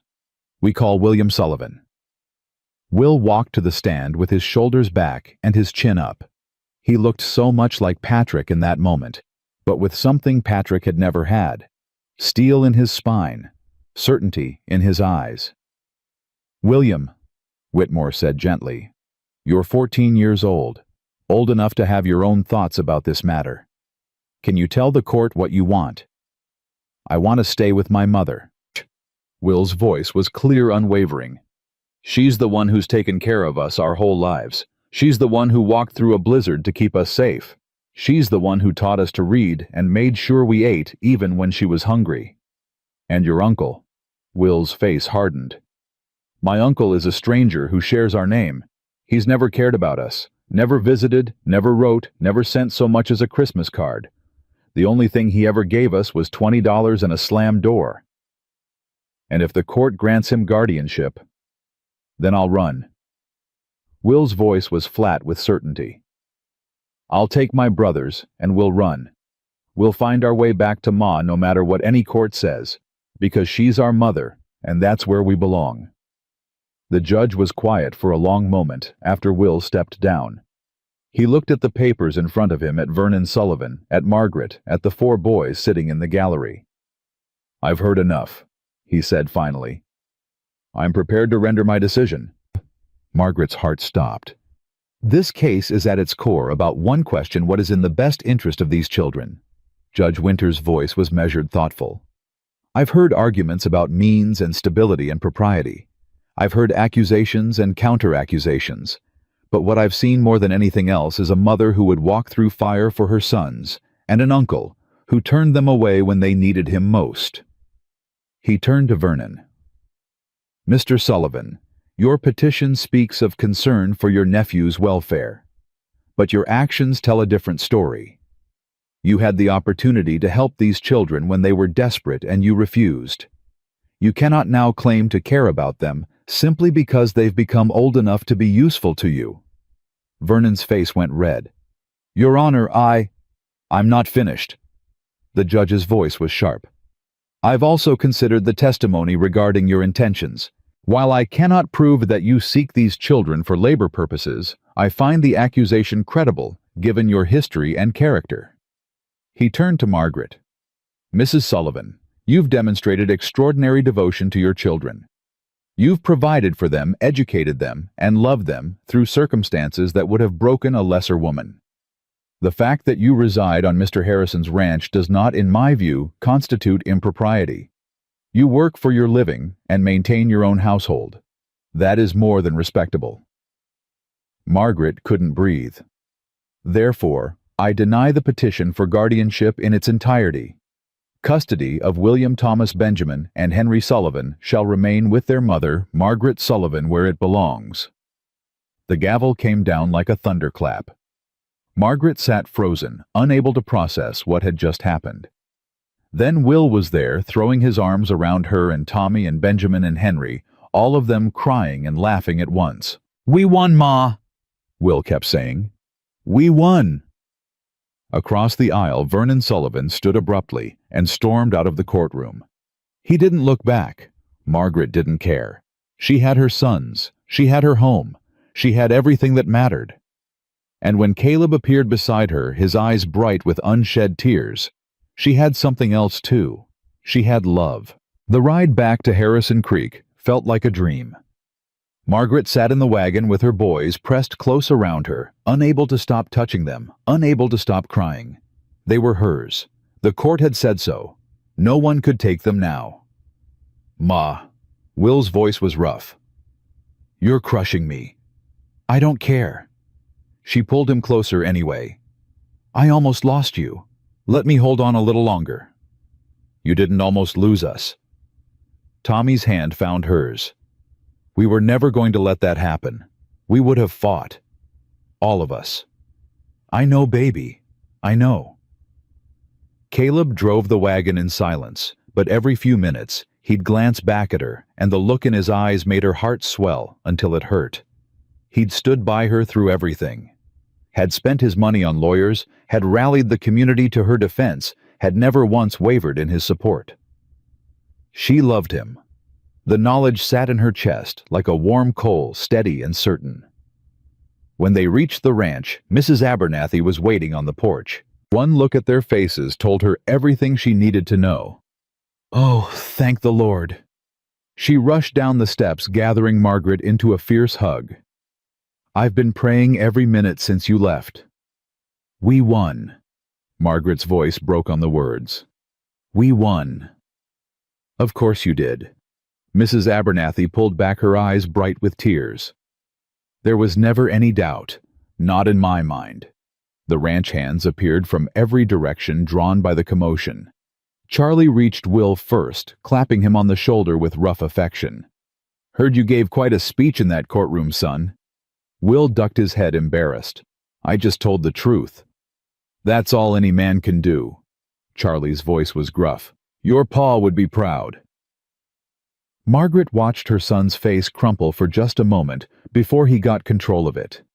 These men, this place, had given Will something he'd been missing since Patrick died. Male guidance, respect, a sense of belonging. How close they'd come to losing all of it. That night, after the boys were in bed, and the ranch had settled into quiet, Caleb found Margaret on the porch of her cabin. She was wrapped in a shawl, staring up at the stars, her mind still spinning with the events of the day. Can't sleep. He settled beside her on the steps. Too much to process. She leaned into his warmth. This morning I thought I might lose everything. Now you've got everything. The boys, the ranch, the school. He paused. Me if you want me. Margaret turned to look at him. In the dim light, his face was all shadows and angles, but his eyes were clear. If I want you. Her voice came out incredulous. Caleb, you just spent a fortune defending my children. You stood by me when anyone else would have walked away. How could you think I don't want you? Because I need to hear you say it. His voice was raw. After everything, after the trial and Vernon and all of it, I need to know this is real. That you're not just grateful, not just relieved. That you actually want me, Caleb Harrison, with all my broken pieces and old grief. Margaret took his face in her hands, made him look at her. I love you. She said it clearly, deliberately, leaving no room for doubt. Not because you saved us. Not because you're kind or generous or any of the 100 other things you are. I love you because you see me. Because when I'm with you, I feel like myself for the first time in years. Because the thought of my life without you in it makes me want to cry. Margaret, I love you, she said again. Is that clear enough? Caleb's answer was to kiss her, deep and thorough and full of everything he couldn't put into words. When they finally broke apart, both breathless, he pressed his forehead to hers. I love you too, more than I thought I could love anything again. They sat together until the cold drove them inside, talking about nothing and everything, making plans for a future that suddenly seemed bright and full of possibility. Spring came to Montana with wildflowers and warm winds that melted the last of the winter snow. The ranch burst into life, cattle grazing in green pastures, calves being born, the endless work of a new season beginning. And Margaret's school flourished. Word had spread about the trial, about the widow who'd fought for her children and won. Parents who'd been hesitant before now sent their children, eagerly trusting Margaret with their education. By April, she had 18 students, and Caleb was talking about building a proper schoolhouse. You'd do that? Margaret stared at the plans he'd sketched on the back of an envelope. It's needed. Caleb shrugged like it was nothing. The old building's too small now. The children deserve better. Caleb, this would cost... I know what it would cost. He took her hands. It's worth it. You're worth it. The schoolhouse was raised in May, the whole community coming together to build it. Margaret stood watching as neighbors who'd once turned her away now lifted beams and hammered nails, their labor a kind of penance for their earlier cruelty. People change, Mrs. Abernathy observed, coming to stand beside her. Sometimes shame does what kindness can't. I don't need their shame. I don't need anything from them. No, you don't. But they need this. They need to feel like they've made amends. The older woman smiled. Let them have it. Forgiveness is lighter than grudges. Margaret thought about Vernon, who'd left Silver Falls entirely after losing the trial. Thought about all the doors that had been slammed in her face. And she let it go. All of it. The anger, the hurt, the bitter memories. She had too much to be grateful for to waste time on old wounds. You're right, she said. It's time to move forward. On the first day of June, Caleb asked Margaret to walk with him to the high meadow, where they'd talked that first time months ago when she was still his housekeeper, and he was still a lonely rancher pretending he didn't feel anything. What's this about? Margaret asked as they climbed the gentle slope. You're being mysterious. Am I? Caleb's voice was carefully neutral. You know you are. They reached the top, and Margaret caught her breath. Someone, probably the boys with Mrs. Abernathy's help, had set up a picnic. A blanket spread on the grass, a basket of food, a bottle of wine. Caleb, before you say anything. He turned to face her, and she saw nervousness in his eyes for the first time since she'd known him. This man who'd faced down blizzards and illness and legal battles, nervous because of her. I've been thinking, he said, about what Whitmore said during the trial, about how marriage would make things easier. Margaret's heart sank. Caleb, I told you I won't marry for convenience. Let me finish. He took her hands. When he said that, I was angry, not at him, at the situation, because I didn't want you to marry me for legal reasons. I wanted you to marry me because you loved me, because you couldn't imagine your life without me, because the thought of being my wife made you happy, not just safe. It does make me happy. The thought, I mean. Good. Caleb's voice was shaky. Because I'm about to ask you properly, and I need you to know this has nothing to do with Vernon or courts or any of that. This is just me, Caleb Harrison, asking the woman I love to spend the rest of her life with me. He reached into his pocket and pulled out a ring. Simple gold with a small diamond that caught the afternoon light. It was my mother's, he said. She told my father she'd marry him right here in this meadow 60 years ago. He gave her this ring and promised to love her until his dying day. He kept that promise. Margaret's eyes were blurring with tears. I'm not good with words. Caleb's voice cracked. Never have been. But I know what I feel. I know that before you came, I was just existing, going through the motions, waiting to die so I could see Rose again. And then you showed up with your boys, fierce and desperate, and so damn beautiful, and everything changed. Caleb, let me finish. Please.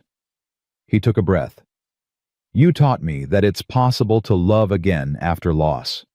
That grief doesn't have to be the end of everything. That there's room in a heart for old love and new love both. You and your boys, you've made this ranch a home again. You've made me want to live again. He held up the ring, and his hand was trembling. Margaret Sullivan, will you marry me? Not because it's practical, not because it solves problems, but because I love you more than I've ever loved anything, and I can't imagine another day without you by my side. Margaret was crying openly, now tears streaming down her face, but she was also smiling, her whole body light with joy. Yes. The word came out fierce and certain. Yes, I'll marry you. Caleb slid the ring onto her finger, and it fit perfectly, as if it had been waiting for her all along. Then he pulled her into his arms and kissed her, while the wind whispered through the meadow grass, and somewhere in the distance, birds sang. When they finally walked back to the ranch, hand in hand, the boys were waiting on the porch. Their faces told Margaret they knew exactly what had happened. "Did he ask?" Tommy demanded. "He asked? Did you say yes?" Benjamin was bouncing with impatience. "I said yes." The boys erupted in cheers. Henry launched himself at Margaret's legs, clinging tight. "Does this mean Mr. Caleb is going to be our papa now?" Margaret looked at Caleb, who was watching the boys with an expression of such tender longing that it made her chest ache. "That's up to him," she said. "What do you say, Caleb? Are you ready to be a father?" "I've been ready since the first day you walked through my door." Caleb's voice was rough. "If the boys will have me." Will stepped forward, the same serious expression he'd worn in the courtroom. "My father wasn't perfect," he said slowly. "He made a lot of mistakes. But he loved us in his way. I don't want to forget him." "You won't." Caleb met the boy's eyes. "I'm not trying to replace your father, Will. No one could do that. But I'd be honored to be part of your family to help guide you boys as you grow up to be there when you need someone to lean on." Will was quiet for a long moment. Then slowly he extended his hand. "Welcome to the family, sir." Caleb shook it man to man the same way he had months ago when Will had warned him not to hurt Margaret. "Thank you, son."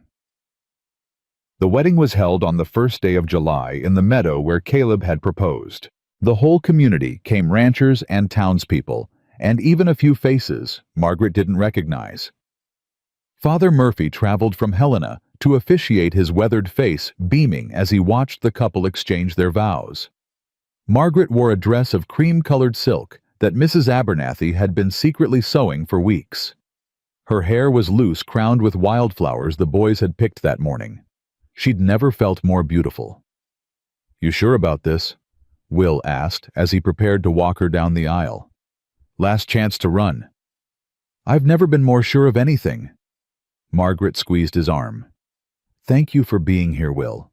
For walking with me. Where else would I be?" His voice was gruff, but his eyes were bright. "You're my mother. I'd walk through fire for you." "I know, baby, I know." The ceremony was simple, the vows spoken clearly under the wide Montana sky. When Father Murphy pronounced them husband and wife, Caleb kissed Margaret with a tenderness that made her knees weak.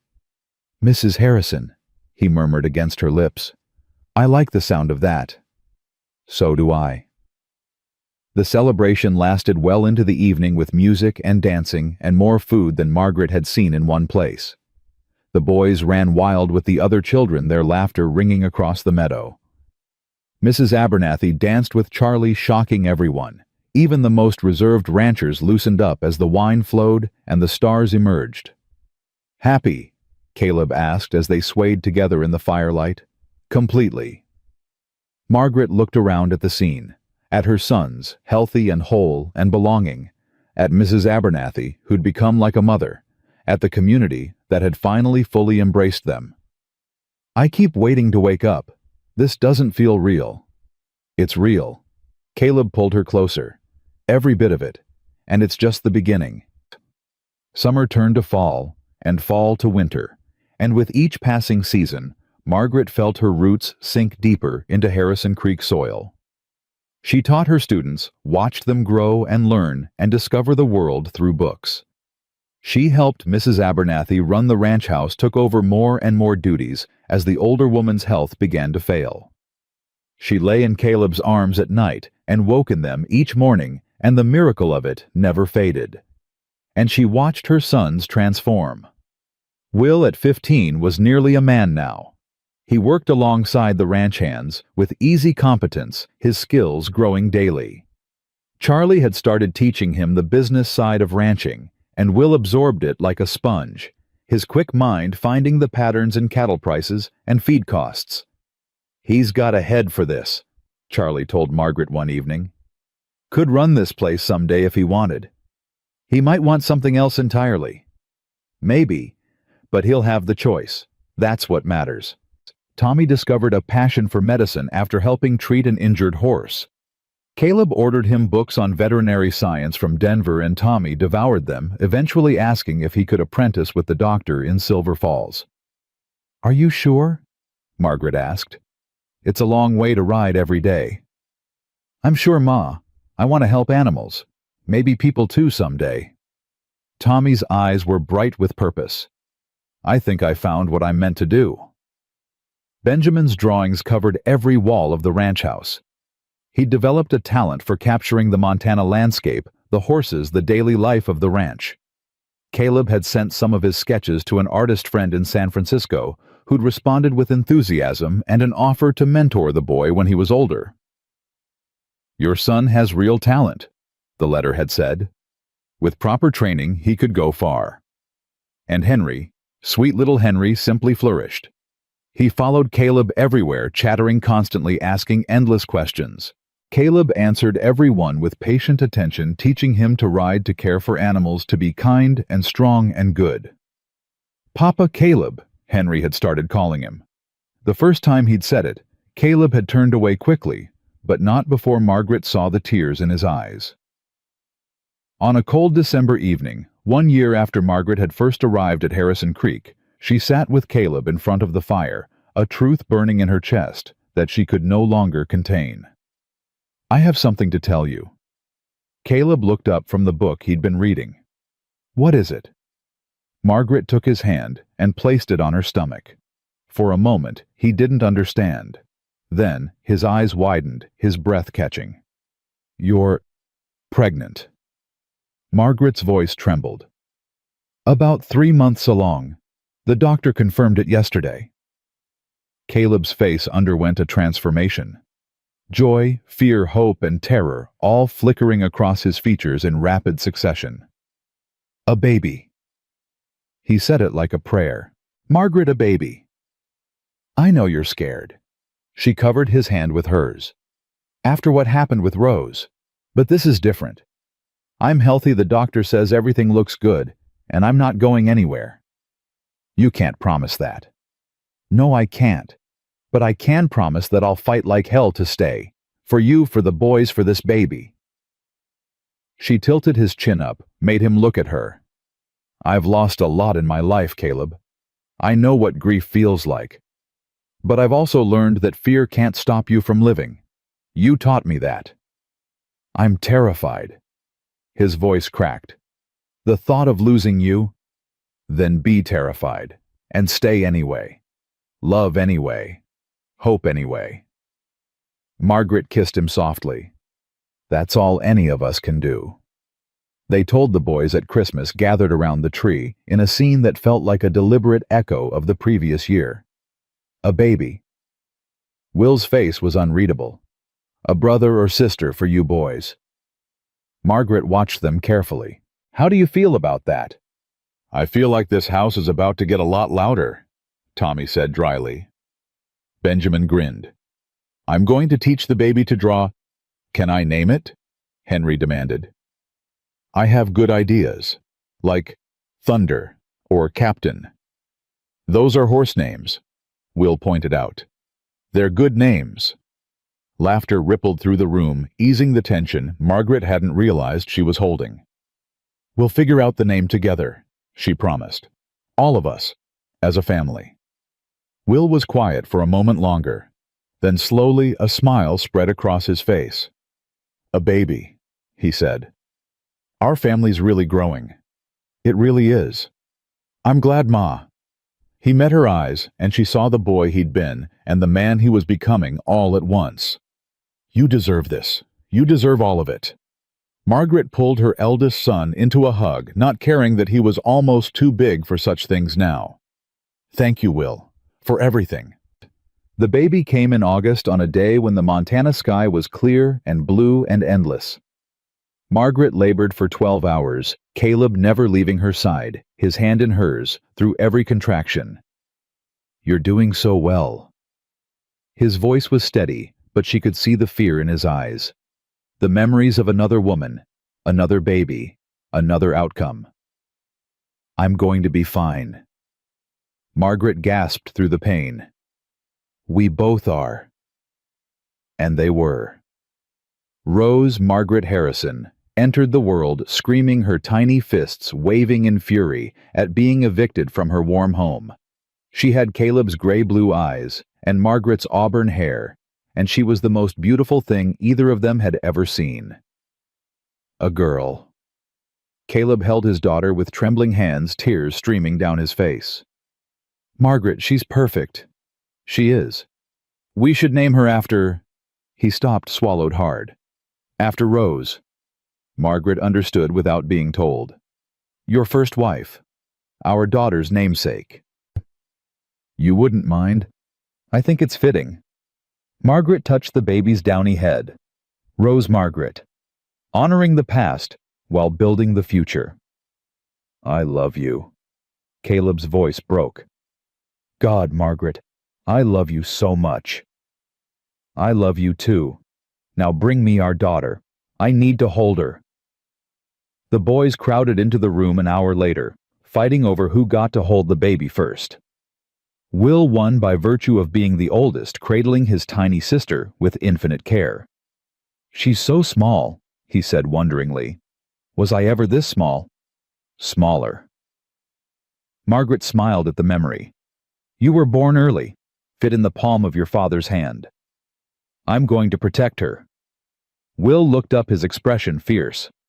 I'm going to teach her to ride and read and everything else. She's never going to feel unsafe or unwanted, not while I'm around. I know you will, sweetheart. Tommy examined the baby with clinical interest. Her vital signs look good.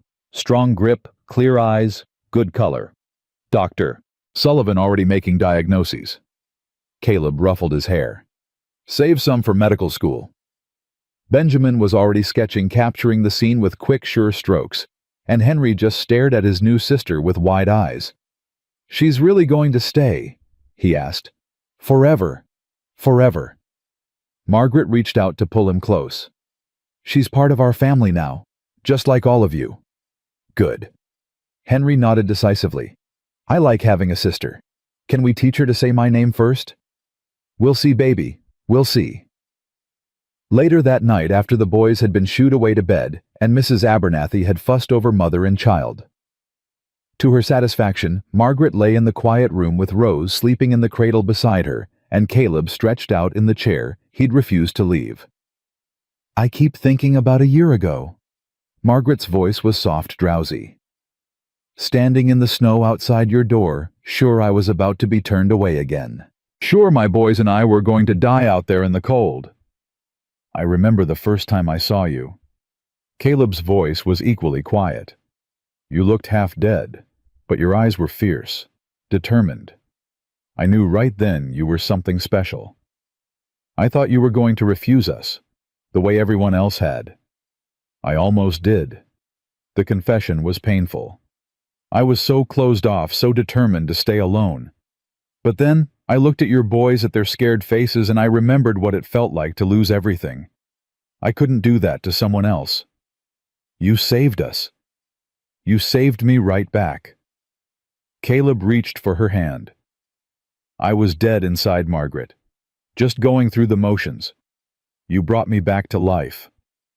Margaret thought about the journey that had brought them here. 400 miles of grief and dust. A brother-in-law's cruelty. A town's rejection. A 15-mile walk through a blizzard. And at the end of it all, home. I spent so many years surviving, she said slowly. Just getting through each day, hoping things would get better. But this, what we have now, it's more than surviving. It's living, really living. It is. I never thought I'd have this. Never thought I deserved it. You deserve everything. Caleb lifted her hand to his lips. Every good thing in the world. Baby Rose stirred in her cradle, making small snuffling sounds. Margaret reached down to touch her daughter's cheek, marveling at the softness, at the miracle of new life. She's the future, she said. Ours and the boys. Everything we build, everything we create, it's for her, for all of them. Then let's build something worth inheriting. They sat together in the quiet darkness, two people who'd found each other through loss and desperation, who'd built love from broken pieces and hope from ashes. Outside, the Montana night was vast and star-scattered. Inside, a family slept safe and warm and whole. Margaret thought about all the doors that had been slammed in her face. All the times she'd been told she wasn't wanted, wasn't worthy, wasn't enough. She thought about Vernon Sullivan and Mrs. Patterson and all the others who'd turned away when she'd needed help most. And then she thought about Caleb, about Mrs. Abernathy, about Ezra Thornton and Charlie McBride and the community that had finally opened its arms to her and her children. The world was full of cruelty, yes, but it was also full of kindness, full of second chances and unexpected grace, full of people who chose love over fear, generosity over greed, hope over despair. She'd found those people. She'd found her place among them. She was home. Margaret fell asleep with her husband's hand in hers, and her daughter's soft breathing filling the room, and her last thought before dreams took her was not of the past or the future, but of this moment, this perfect present, this life she'd fought for and earned, and would never ever take for granted. The rejected widow who'd knocked on a stranger's door had become a wife, a mother of 5, a teacher, and a pillar of her community, and she would never be alone again.